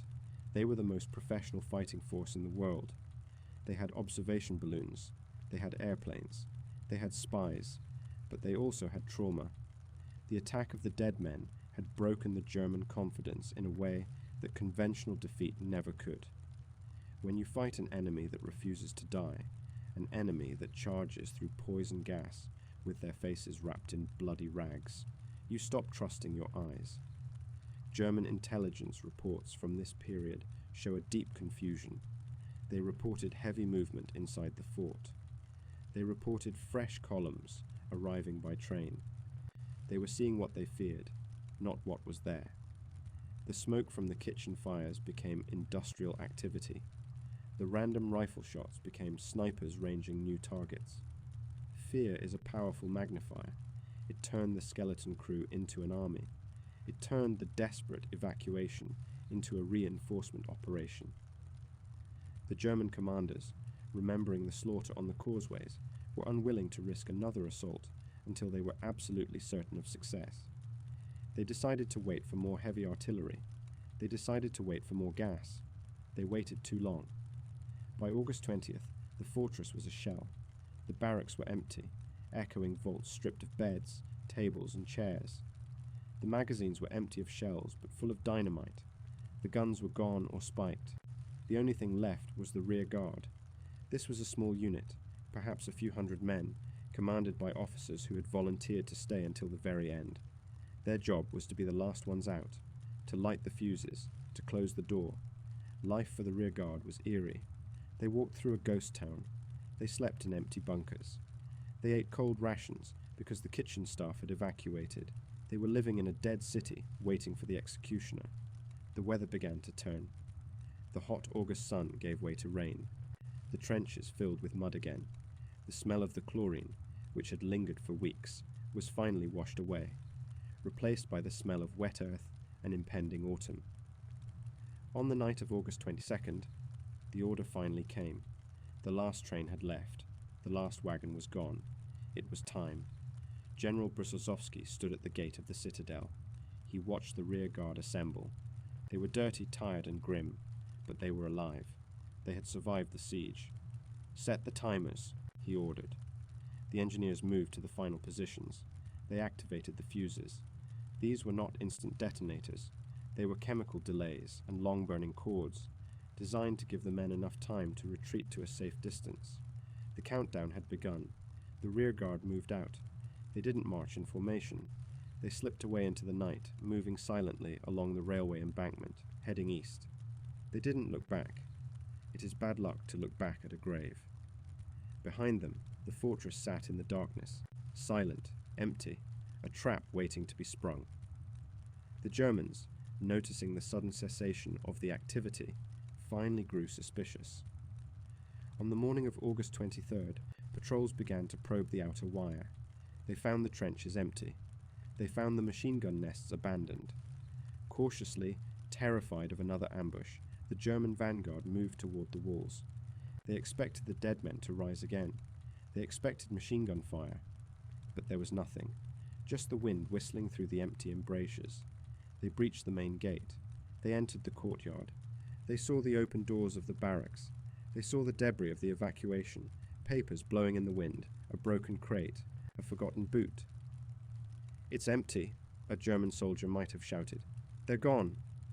The relief must have been overwhelming. They had won. The fortress was theirs.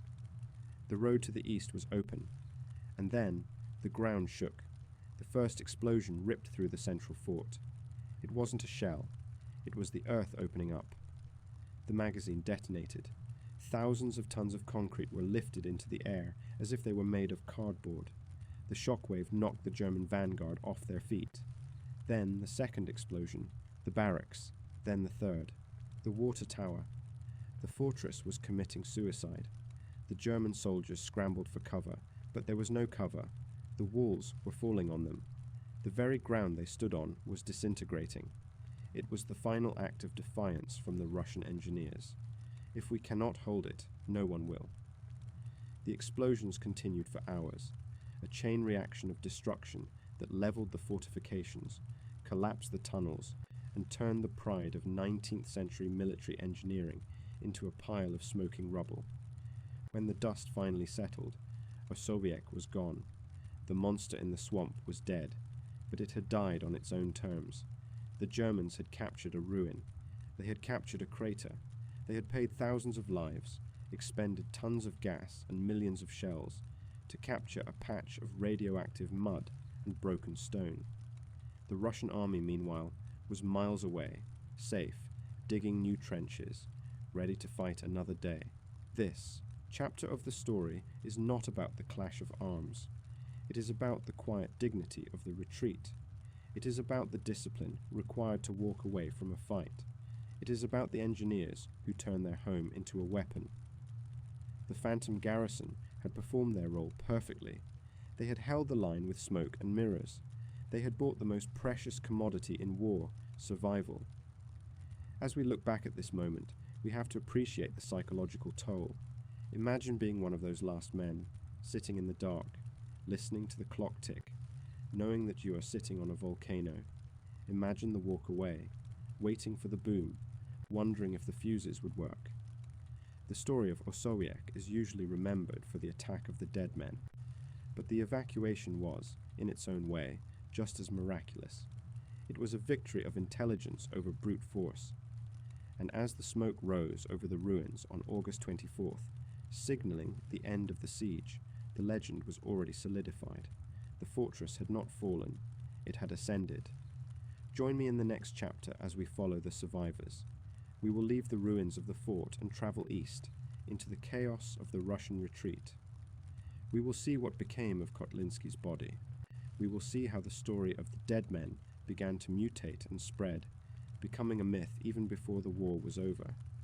And we will explore the fate of General Brusosowski, the man who knew when to fight and when to burn it all down.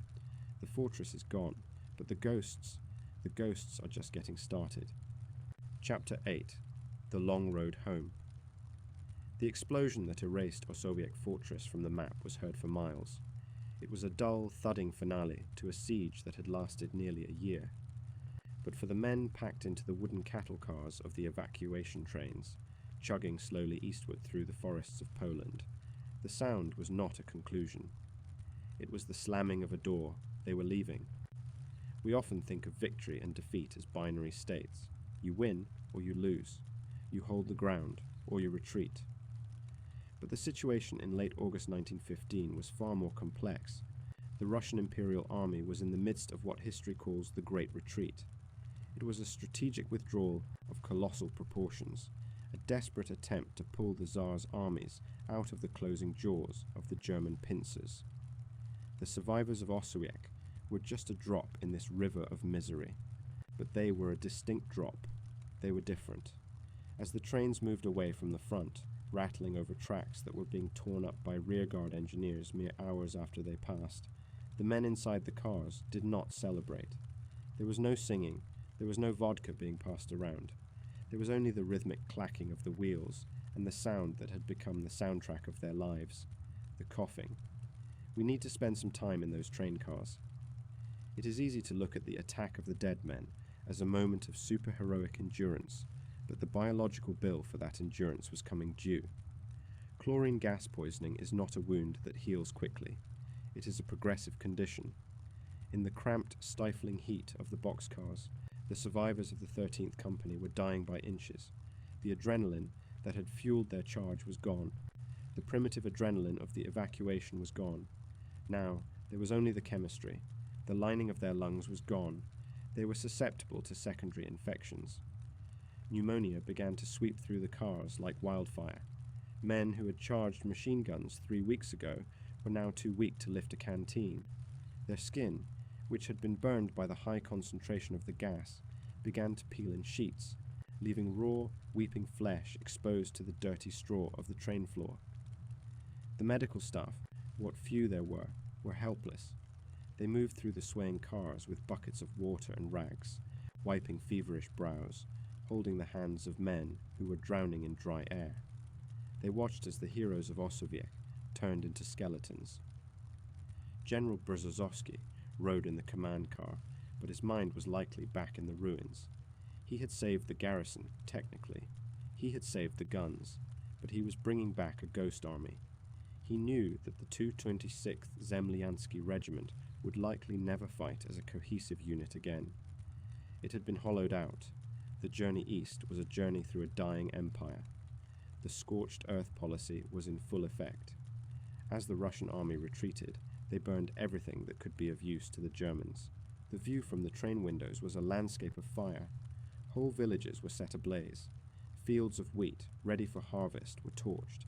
Bridges were blown. The roads running parallel to the train tracks were clogged with a tide of humanity, refugees. Hundreds of thousands of Polish and Russian civilians, fleeing the German advance, pushing carts piled high with furniture, leading livestock, carrying children. The survivors of Osowiec looked out at this chaos with hollow eyes. They had fought to protect these people. They had died to hold the line. And now, the line was moving. The world they had defended was being burned by their own side to deny it to the enemy. It was a psychological blow that rivaled the gas, to fight so hard, only to see the land abandoned. But amidst this tapestry of despair, there was a strange grim pride centered around one specific cargo wagon. It was the wagon carrying the body of Sub-Lieutenant Vladimir Kotlinski. In the chaos of a retreat, the dead are usually left behind. Mass graves are dug, prayers are said, and the army moves on. But Brzozowski had forbidden it. Kotlinski was not just a casualty. He was a symbol. He was the physical embodiment of the miracle. His body travelled with the regiment. Soldiers from the 13th Company, those who could still stand, took turns guarding the coffin. It became a shrine.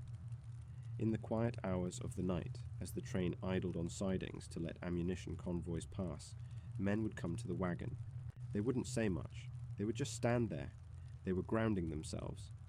In a world that was falling apart, in a war that had introduced horrors like chemical weapons, Kotlinski represented something pure. He represented the human will. He was the proof that they weren't just meat for the grinder.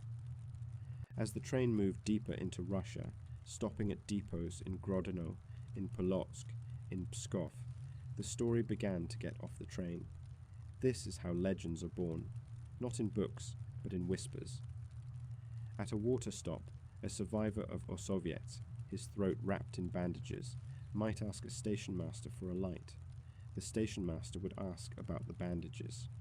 The soldier would rasp out a few sentences. "We were dead," he might say. "The gas killed us. But the lieutenant, he told us to get up." The story travelled faster than the train.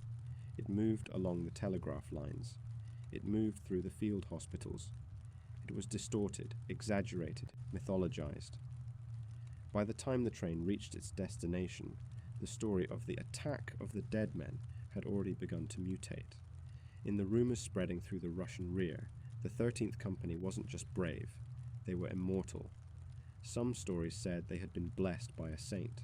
Others said they were so angry that hell spit them back out. The numbers grew. It wasn't 60 men, it was a battalion. It wasn't a charge, it was a massacre. But the Germans were telling stories too. We must look at the other side of the line. The German 8th Army was now occupying the crater that used to be Osowiec. They were moving east, following the retreat. But the morale of the 18th Landwehr Division was shattered. Letters home from German soldiers during this period, those that made it past the censors, speak of a deep, unsettling fear. They didn't write about tactical defeats. They wrote about the green ghosts. They wrote about the Russians who didn't know when to die. This psychological contagion was perhaps the most lasting effect of the battle. The German soldier, previously convinced of his superiority through technology and science, had been shaken. He had seen that technology fail. He had seen that a man with a melted lung could still kill you with a bayonet. It introduced a new element to the Eastern Front: hesitation. In future battles, when the gas was released, German infantry was slower to advance. They checked the shadows more carefully. They wasted ammunition shooting at corpses, just to be sure. The dead men haunted them long after the physical bodies were gone. Back on the train, the reality was less mythic and more tragic. By late August, the survivors reached the city of Pskov. This was the end of the line for the regiment. They were to be reorganized, resupplied, and sent back to the front. But first, there was a funeral. Vladimir Kotlinski was finally laid to rest. It was not a state funeral with pomp and circumstance. The empire was too busy collapsing for that. But for the survivors, it was everything. They carried his coffin through the streets. These men, who looked like walking corpses themselves, their uniforms hanging off their emaciated frames, bore the weight of their leader. General Brzezinski walked behind the casket.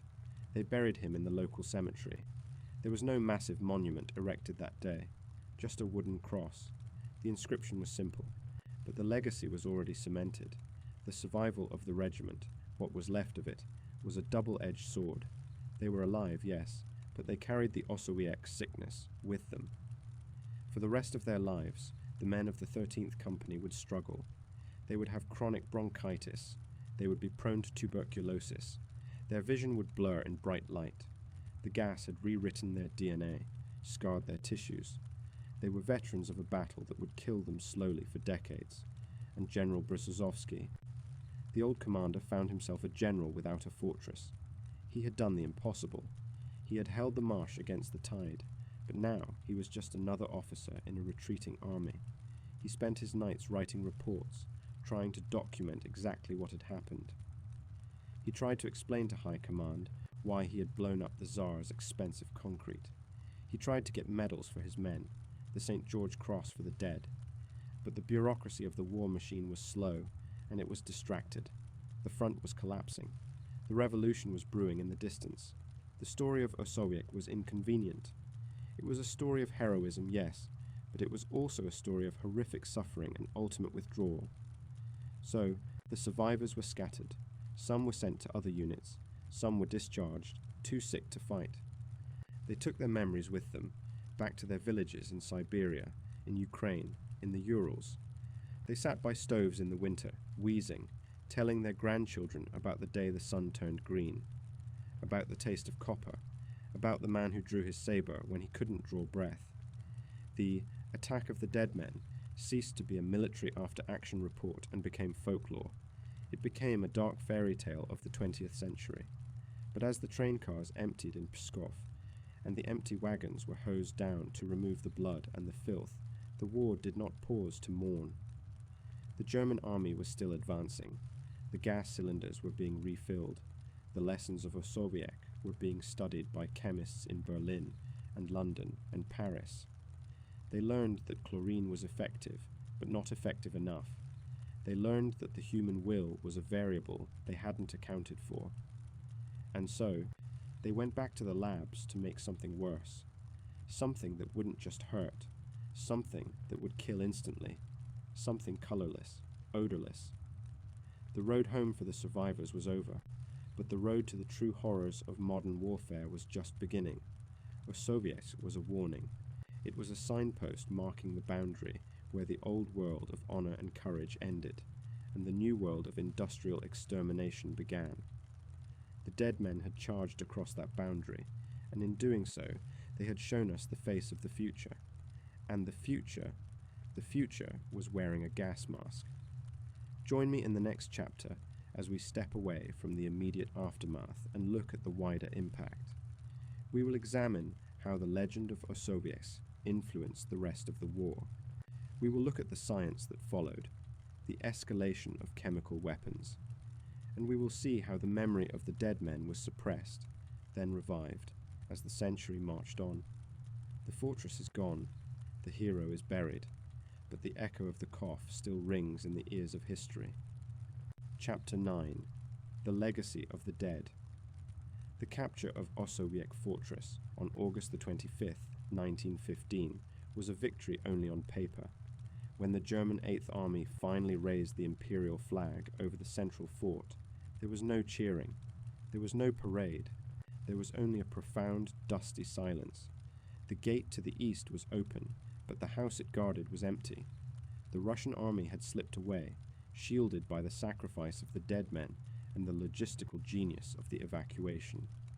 The Germans had spent months of time, thousands of lives, and a fortune in artillery shells to capture a pile of radioactive rubble and a swamp that smelled of sour apples.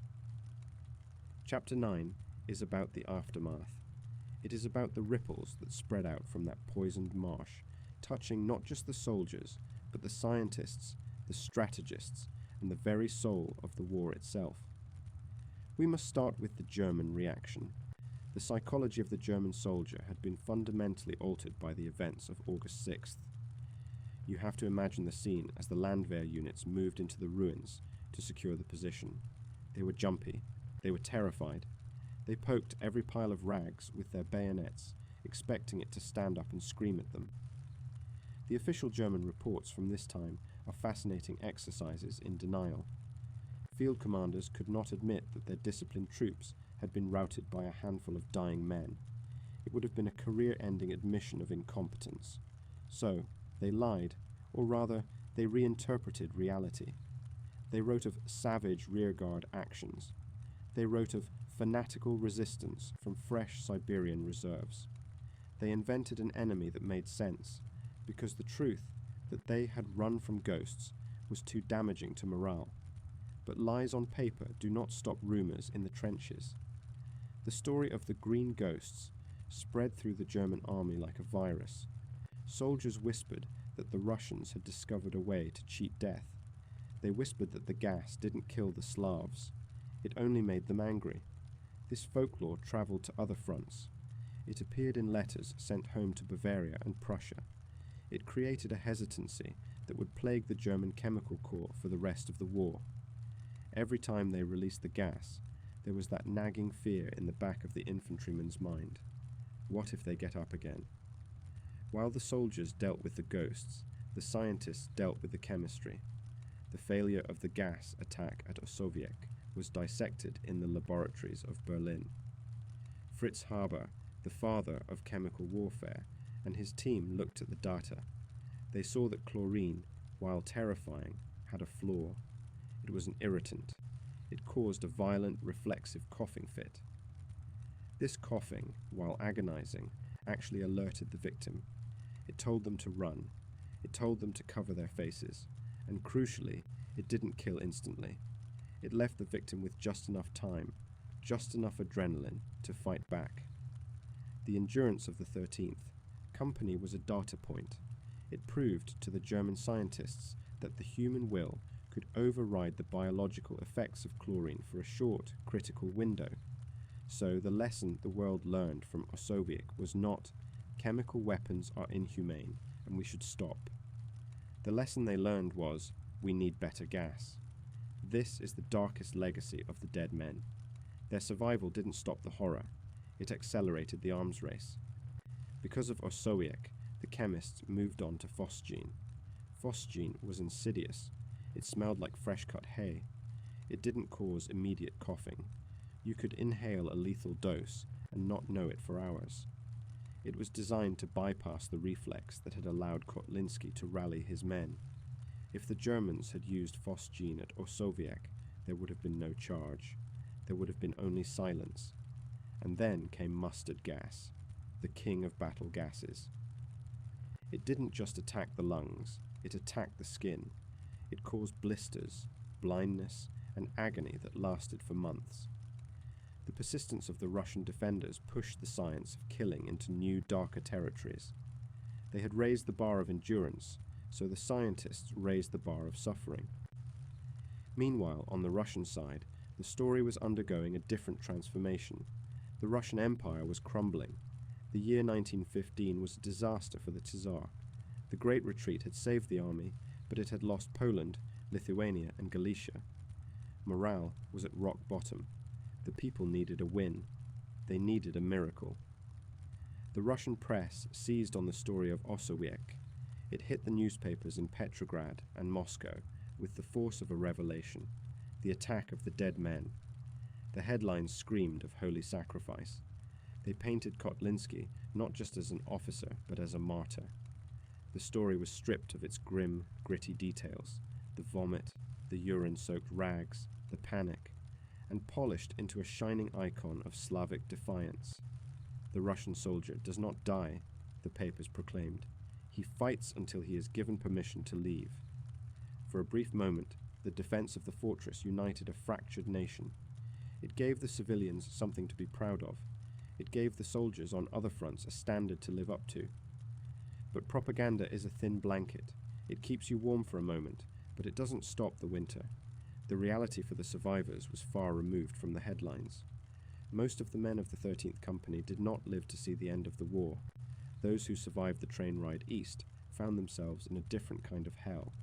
They were invalids. Their lungs were scarred tissue, unable to process oxygen efficiently. They couldn't run. They couldn't work the fields. They were young men trapped in the bodies of the elderly. There was no VA, no comprehensive healthcare system for veterans of the Tsar's army. They were sent home to their villages with a medal and a cough that would never go away. They became the ghosts of their own communities. They were the men who sat on the porches, wheezing, watching the world change around them. And the world was changing fast. By 1917, the Russia that the dead men had fought for ceased to exist. The Tsar abdicated. The Bolsheviks seized power. The imperial army disintegrated. This is the tragic irony of Osowiec. The men of the 26th Zemlyansky Regiment had demonstrated the ultimate loyalty to the Tsar and the Empire. They had literally died to hold his ground. And yet, 2 years later, that loyalty was considered a crime. In the new Soviet Russia, the heroes of the imperial war were inconvenient. The Bolsheviks wanted to forget the imperialist war. They wanted to forget the officers like Kotlinski and generals like Brzezinski, who represented the old order. So the story of the attack of the dead men was buried. It wasn't taught in schools. It wasn't celebrated in parades. It was locked away in the archives, a relic of a war that the new government wanted to erase. The wooden cross on Kotlinski's grave rotted away. The survivors learned to keep their mouths shut. To speak of heroic service in the Tsar's army was to invite suspicion. The legend went underground. It survived only in the oral history of the families, whispered at kitchen tables. Grandfather was there. Grandfather saw the green cloud. Grandfather walked when he was dead. And what of the fortress itself? The Germans held the ruins of Osowiec until the end of the war in 1918. They did nothing with it. It was useless as a fortification. It was too far from the new front lines. It sat there, a desolate island in the marsh, guarded by a token force who hated being there. They reported that the place was cursed. They said the birds never came back. They said the water always tasted wrong. When the armistice was signed and the Germans finally withdrew, they left it to the reclaiming wilderness. The bunkers filled with water. The trenches collapsed. The birch trees grew back, their roots twisting through the cracked concrete and the rusting iron of the unexploded shells. Chapter 9. is the bridge between the event and the memory. It shows us that the battle didn't end when the shooting stopped. It continued in the lungs of the survivors, in the nightmares of the Germans, and in the laboratories where men in white coats decided that next time they would not leave anyone alive to charge back. It is a chapter about the futility of heroism in the face of history. The dead men saved the army, but the army couldn't save the country. They won the battle, but they lost the future. Yet, there is something that survives. The sheer improbability of the event makes it impossible to kill completely. You can tear down the statues, you can burn the records, but you cannot unring the bell. The echo of that cough, that wet, defiant, terrible sound, lingered in the cultural DNA of the region. It waited in the dark, like the fortress itself, waiting for a time when it could be told again. As we move toward the conclusion of our deep dive, we have to grapple with this question. What is the value of such a sacrifice? Was it worth it? If you ask the strategists, they might say yes. It saved the railway. It saved the retreat. If you ask the scientists, they might say yes. It provided valuable data. But if you ask the men who spent the next 10 years drowning in their own beds, staring at the ceiling, gasping for air, what would they say? Perhaps they would say nothing. Perhaps they would just point to the scar on the map where Osowiec used to be and let the silence speak for itself. Chapter 10. The Resurrection. For 70 years, the fortress slept. After the Great War ended, after the borders were redrawn and the treaties were signed, Osowiec was left to the mercy of the marsh.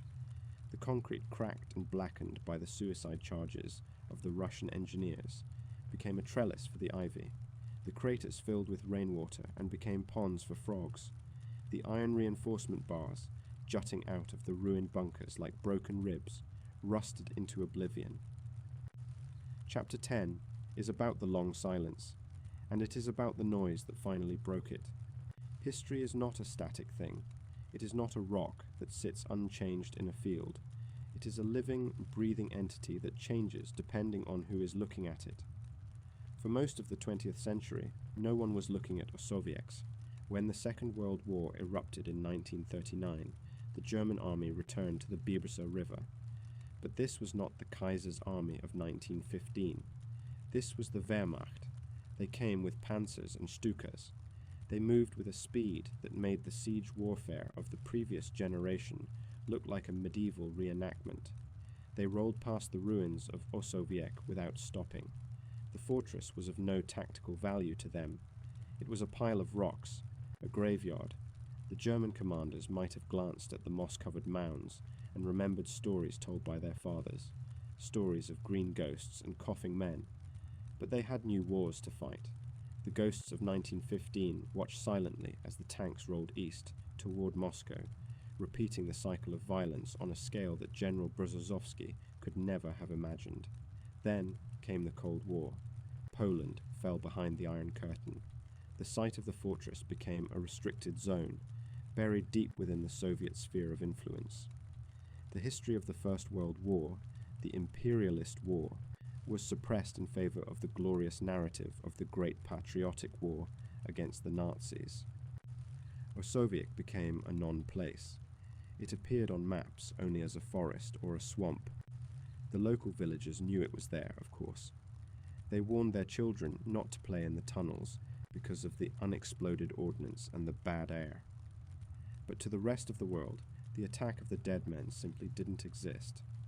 It was a footnote in a dusty archive in Moscow, fading as the ink dried. But legends are hard to kill. They hibernate. They wait for the right climate to re-emerge. The thaw began in the 1990s. The Soviet Union collapsed. The archives were thrown open. A new generation of Russian and Polish historians began to sift through the mountains of paperwork left behind by the Tsar's army. They found the combat logs of the 226th Zemlyansky Regiment. They found the medical reports. They found the letters. Slowly, the story began to bleed out into the light. At first, it was just in academic circles. Articles were written in niche military history journals. Enthusiasts visited the site. hacking through the undergrowth to photograph the ruined gun emplacements. But the true resurrection of the dead men didn't come from books. It came from the internet, and it came from heavy metal. We live in an age where history is consumed differently. We don't just read about it, we remix it, we visualize it, we turn it into content. In the late 2010s, the story of Osowiec hit the digital mainstream. It had all the elements of a viral sensation: horror, zombies, underdog heroism, and a striking visual aesthetic. Artists began to draw the charge: men in tattered uniforms, faces wrapped in bloody rags, charging through green fog. It looked like a scene from a post-apocalyptic video game, but it was real. Then, the Swedish power metal band Sabaton released their song, The Attack of the Dead Men. This moment cannot be overstated. Suddenly, millions of young people around the world, people who had never heard of the Bibrza River, who couldn't find Osowiec on a map, were banging their heads to the story of Sub-Lieutenant Kotlinski. The lyrics screamed out the narrative: turmoil at the front, Wilhelm's forces on the hunt. There's a thunder in the east. It's an attack of the deceased. The music video visualized the horror for a global audience. It showed the gas masks, the red eyes, the bayonets. It turned the grim reality of 1915 into a mythological epic. This cultural explosion changed the nature of the memory. The dead men were no longer just tragic victims of a chemical experiment. They were badasses. They were the ultimate symbol of too angry to die. The internet filled with memes. Russians don't surrender, they just respawn. There is a strange dissonance in this. We are taking one of the most horrific moments in human warfare, a moment of agonizing suffocation and desperate violence, and turning it into entertainment. We are headbanging to the sound of lungs dissolving, but perhaps that is the only way we can process it. The reality of Osowiec is too dark, too bleak to look at directly. So we wrap it in guitar solos and digital art. We turn the monsters into heroes because it makes the history bearable. The internet age also brought the fact-checkers. As the story went viral, debates raged in forums and comment sections. Was it really dead men? Did they really cough up pieces of their lungs? Or was it just propaganda? The scrutiny forced historians to go back to the sources. They verified. The core truth: yes, the gas attack happened. Yes, the Russians had no masks. Yes, they counterattacked while dying.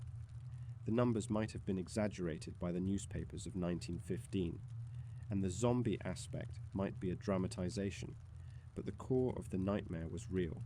The internet, for all its chaos, had forced the world to remember. Today, if you type "Attack of the Dead Men" into a search engine, you get millions of results. You get reaction videos. You get detailed tactical breakdowns. You get merchandise. The 13th Company has more fame now, a century later, than they ever did while they were alive. This resurrection has had a physical effect on the site as well.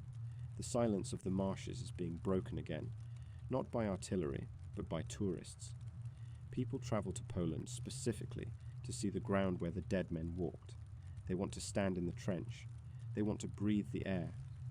The legacy of the dead men has shifted from a military warning to a cultural phenomenon.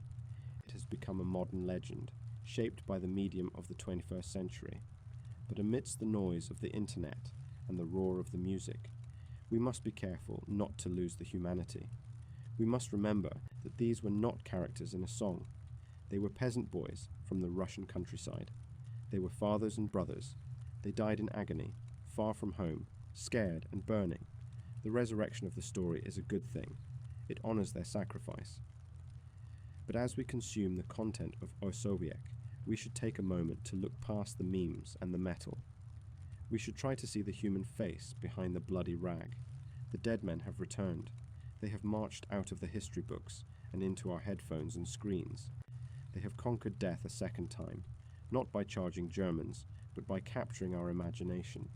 The fortress is no longer sleeping. It is awake, and it is louder than ever. Join me in the next chapter. We will leave the digital world and return to the physical one. We are going to visit the site today. We will walk the trails of the Bibrza National Park. We will descend into the tunnels that still exist, and we will see what it feels like to stand in the shadow of the dead men, stripped of the music, stripped of the myths. Just you, the concrete, and the silence. The legend is loud, but the ground is still quiet. Chapter 11. The Concrete Skeletons. The map tells you that you are in the Biebrza National Park. It is one of the largest wildlife refuges in Poland, a sprawling emerald kingdom of peat bogs, wet meadows, and river channels. It is a place of profound biological richness, home to elks that wade through the mist and rare aquatic warblers that sing from the reeds. But as you walk the trails, the ground beneath your feet feels wrong. It is too lumpy, too scarred, and then you see it, rising out of the lush summer greenery, like the bones of a prehistoric beast, is a slab of grey concrete. It is shattered, rebar, twisting out of it like severed nerves. It is covered in moss, softened by a century of rain, but it is unmistakable. This is not a rock formation. This is a tombstone. Chapter 11 is about the pilgrimage. It is about what it feels like to stand in the physical footprint of the horror we have spent the last 10 chapters discussing. We are leaving the history books and the heavy metal videos behind. We are putting boots on the ground. To visit Osowiec Fortress today is to enter a thin place. In Celtic mythology, a thin place is a location where the veil between this world and the next is porous. Whether you believe in ghosts or not, Osowiec has a weight. It has a gravity that pulls at you the moment you step out of your car. The first thing that strikes you is the quiet. It isn't the dead silence of 1915. It is a vibrant, living quiet. The wind rustles the birch trees, the descendants of the trees that turned yellow and died on that August morning. The birds are singing. It feels almost disrespectful, this aggressive life thriving on a site of such aggressive death. You walk along the paths that were once military roads. They are overgrown now, the cobblestones buried under layers of humus and pine needles. You pass the remains of Fort Fam, the central fort. This was the heart of the beast, the place where General Brzozowski made the decision to evacuate. It is a ruin in the truest sense. The German demolition teams in 1915 did their work well, and the Soviets in 1944 finished the job. The barracks are roofless canyons. The walls are thick, incredibly thick. You can see the layers of brick and concrete, the frantic attempts to reinforce the structure against the Big Berthas. But the most haunting part of the fortress is not what is above ground. It is what is below. Osowiec is famous today, not just for the battle, but for its bats. The cool, damp tunnels that once sheltered the 13th Company are now one of the most important hibernation sites for bats in Poland. It is a strange irony. The soldiers lived like rats in these holes, and now the flying mammals have inherited their kingdom. If you go with a guide, and you must, for the tunnels are treacherous and unmapped in places, you can descend into the throat of the fortress. The air changes instantly. The warmth of the summer day vanishes, replaced by a consistent, clammy chill. It smells of wet chalk, old iron, and guano. It smells of the earth. You turn on your flashlight. The beam cuts through the darkness, illuminating endless corridors. You see the arched ceilings, designed to deflect the shock waves of artillery. You see the rusted hinges of blast doors that have long since rotted away. It is down here, in the dark, that the story becomes suffocatingly real. You imagine the overcrowding. You imagine the smell of unwashed bodies, of cabbage soup, of cheap tobacco. And then you imagine the heavier, sweeter smell of the gas seeping down the stairs. You can stand in the very rooms, where the aid stations were set up. You can stand in the space where the doctors tried to wipe the foam from the lips of the dying men. There are no plaques here. There are no velvet ropes, just the raw, dripping concrete. If you turn off your flashlight, just for a moment, the darkness is absolute. It presses against your eyes.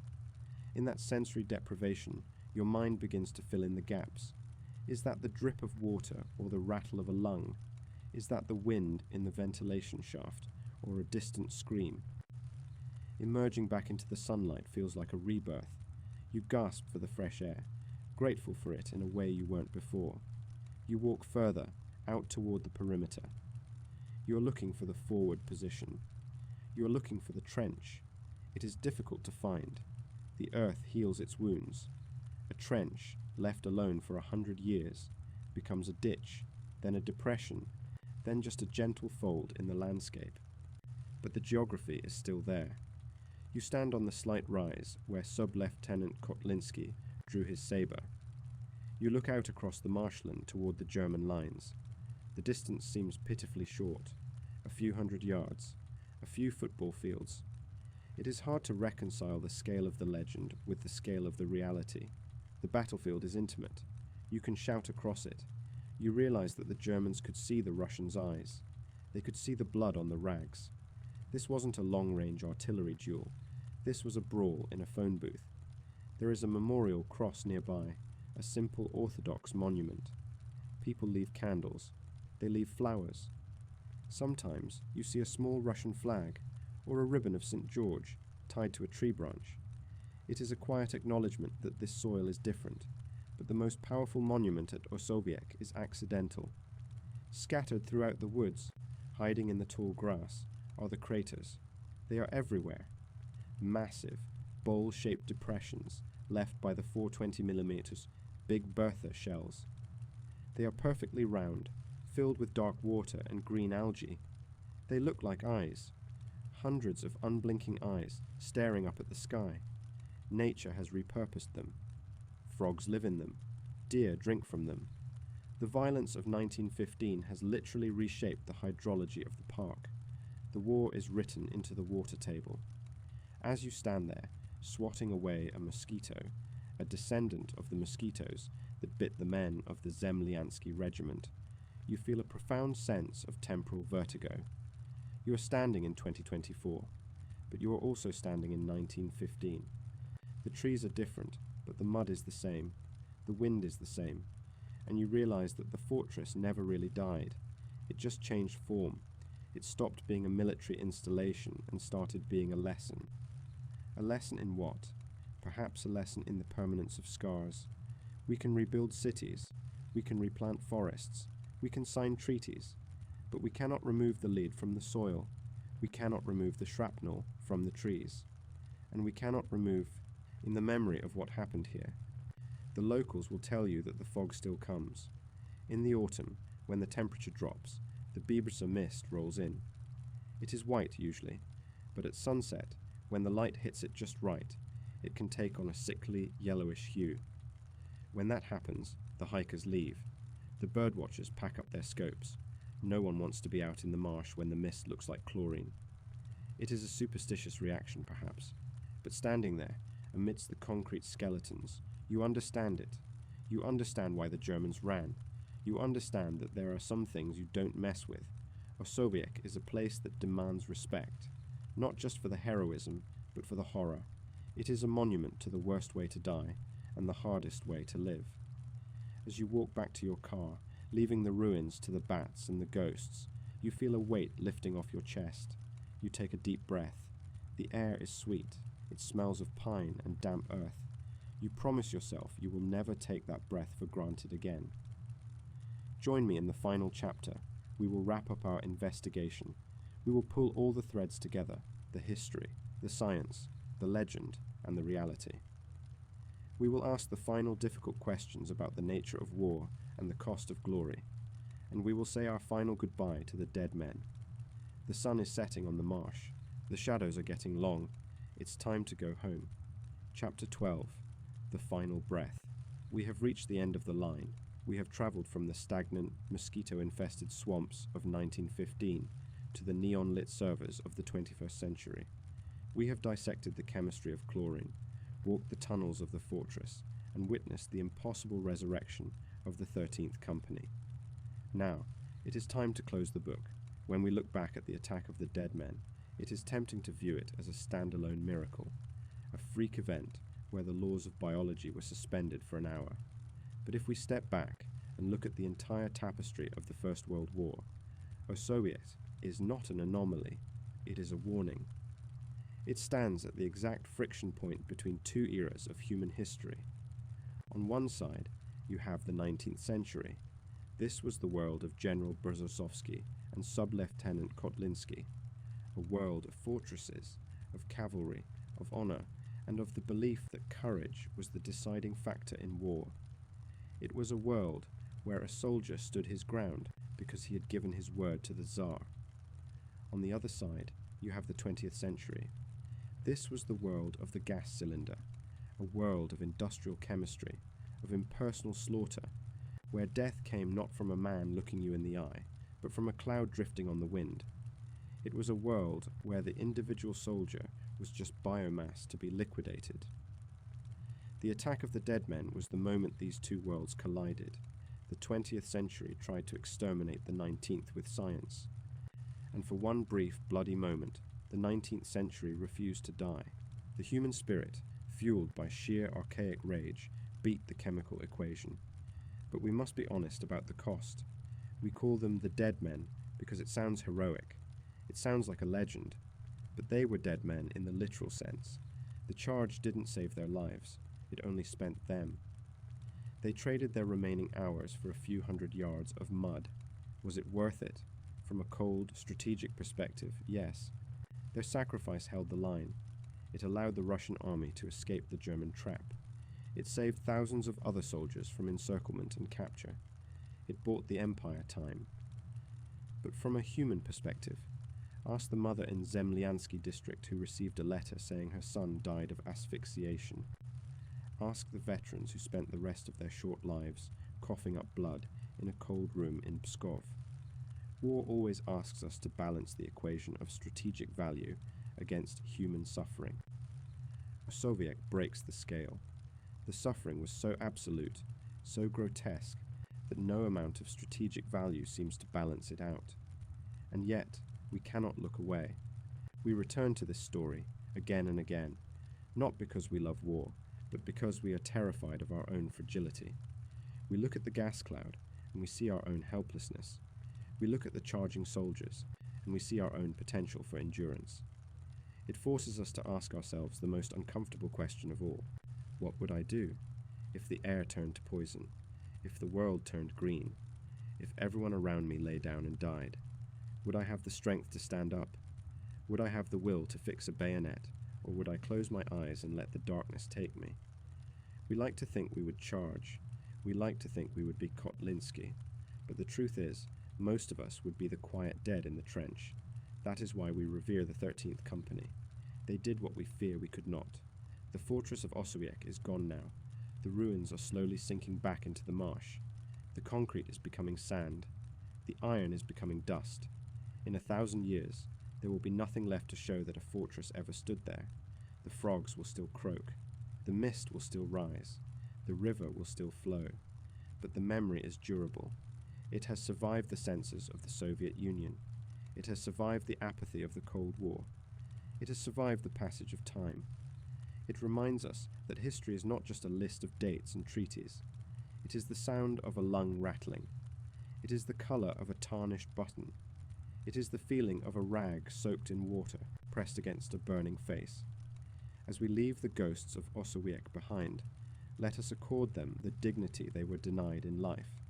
Let us not remember them as zombies, or monsters, or memes. Let us remember them as men, men who were scared, men who were in pain, men who wanted to go home. They were the garrison of the end of the world, and when the end came, they didn't hide. They walked out to meet it. The mist is clearing now. The sun is setting over the Biberza. The story is told. Thank you for taking this journey with me. It has been a long, dark road, but I am glad we walked it together. Stories like this are heavy, and they are easier to carry when the burden is shared.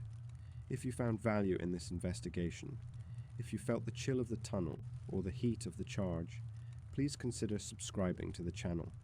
It helps us keep the lights on and the stories coming. Leave a comment below. Tell me what you think the legacy of the dead men should be. Should we glorify it or should we mourn it? And to the patrons who support this channel, thank you. You are the reason we can do these deep dives. You allow us to take the time to get the details right. I will see you in the next video. We will be leaving the Eastern Front and heading somewhere. entirely different. But until then, be careful out there, watch the wind, and listen to the silence. Good night.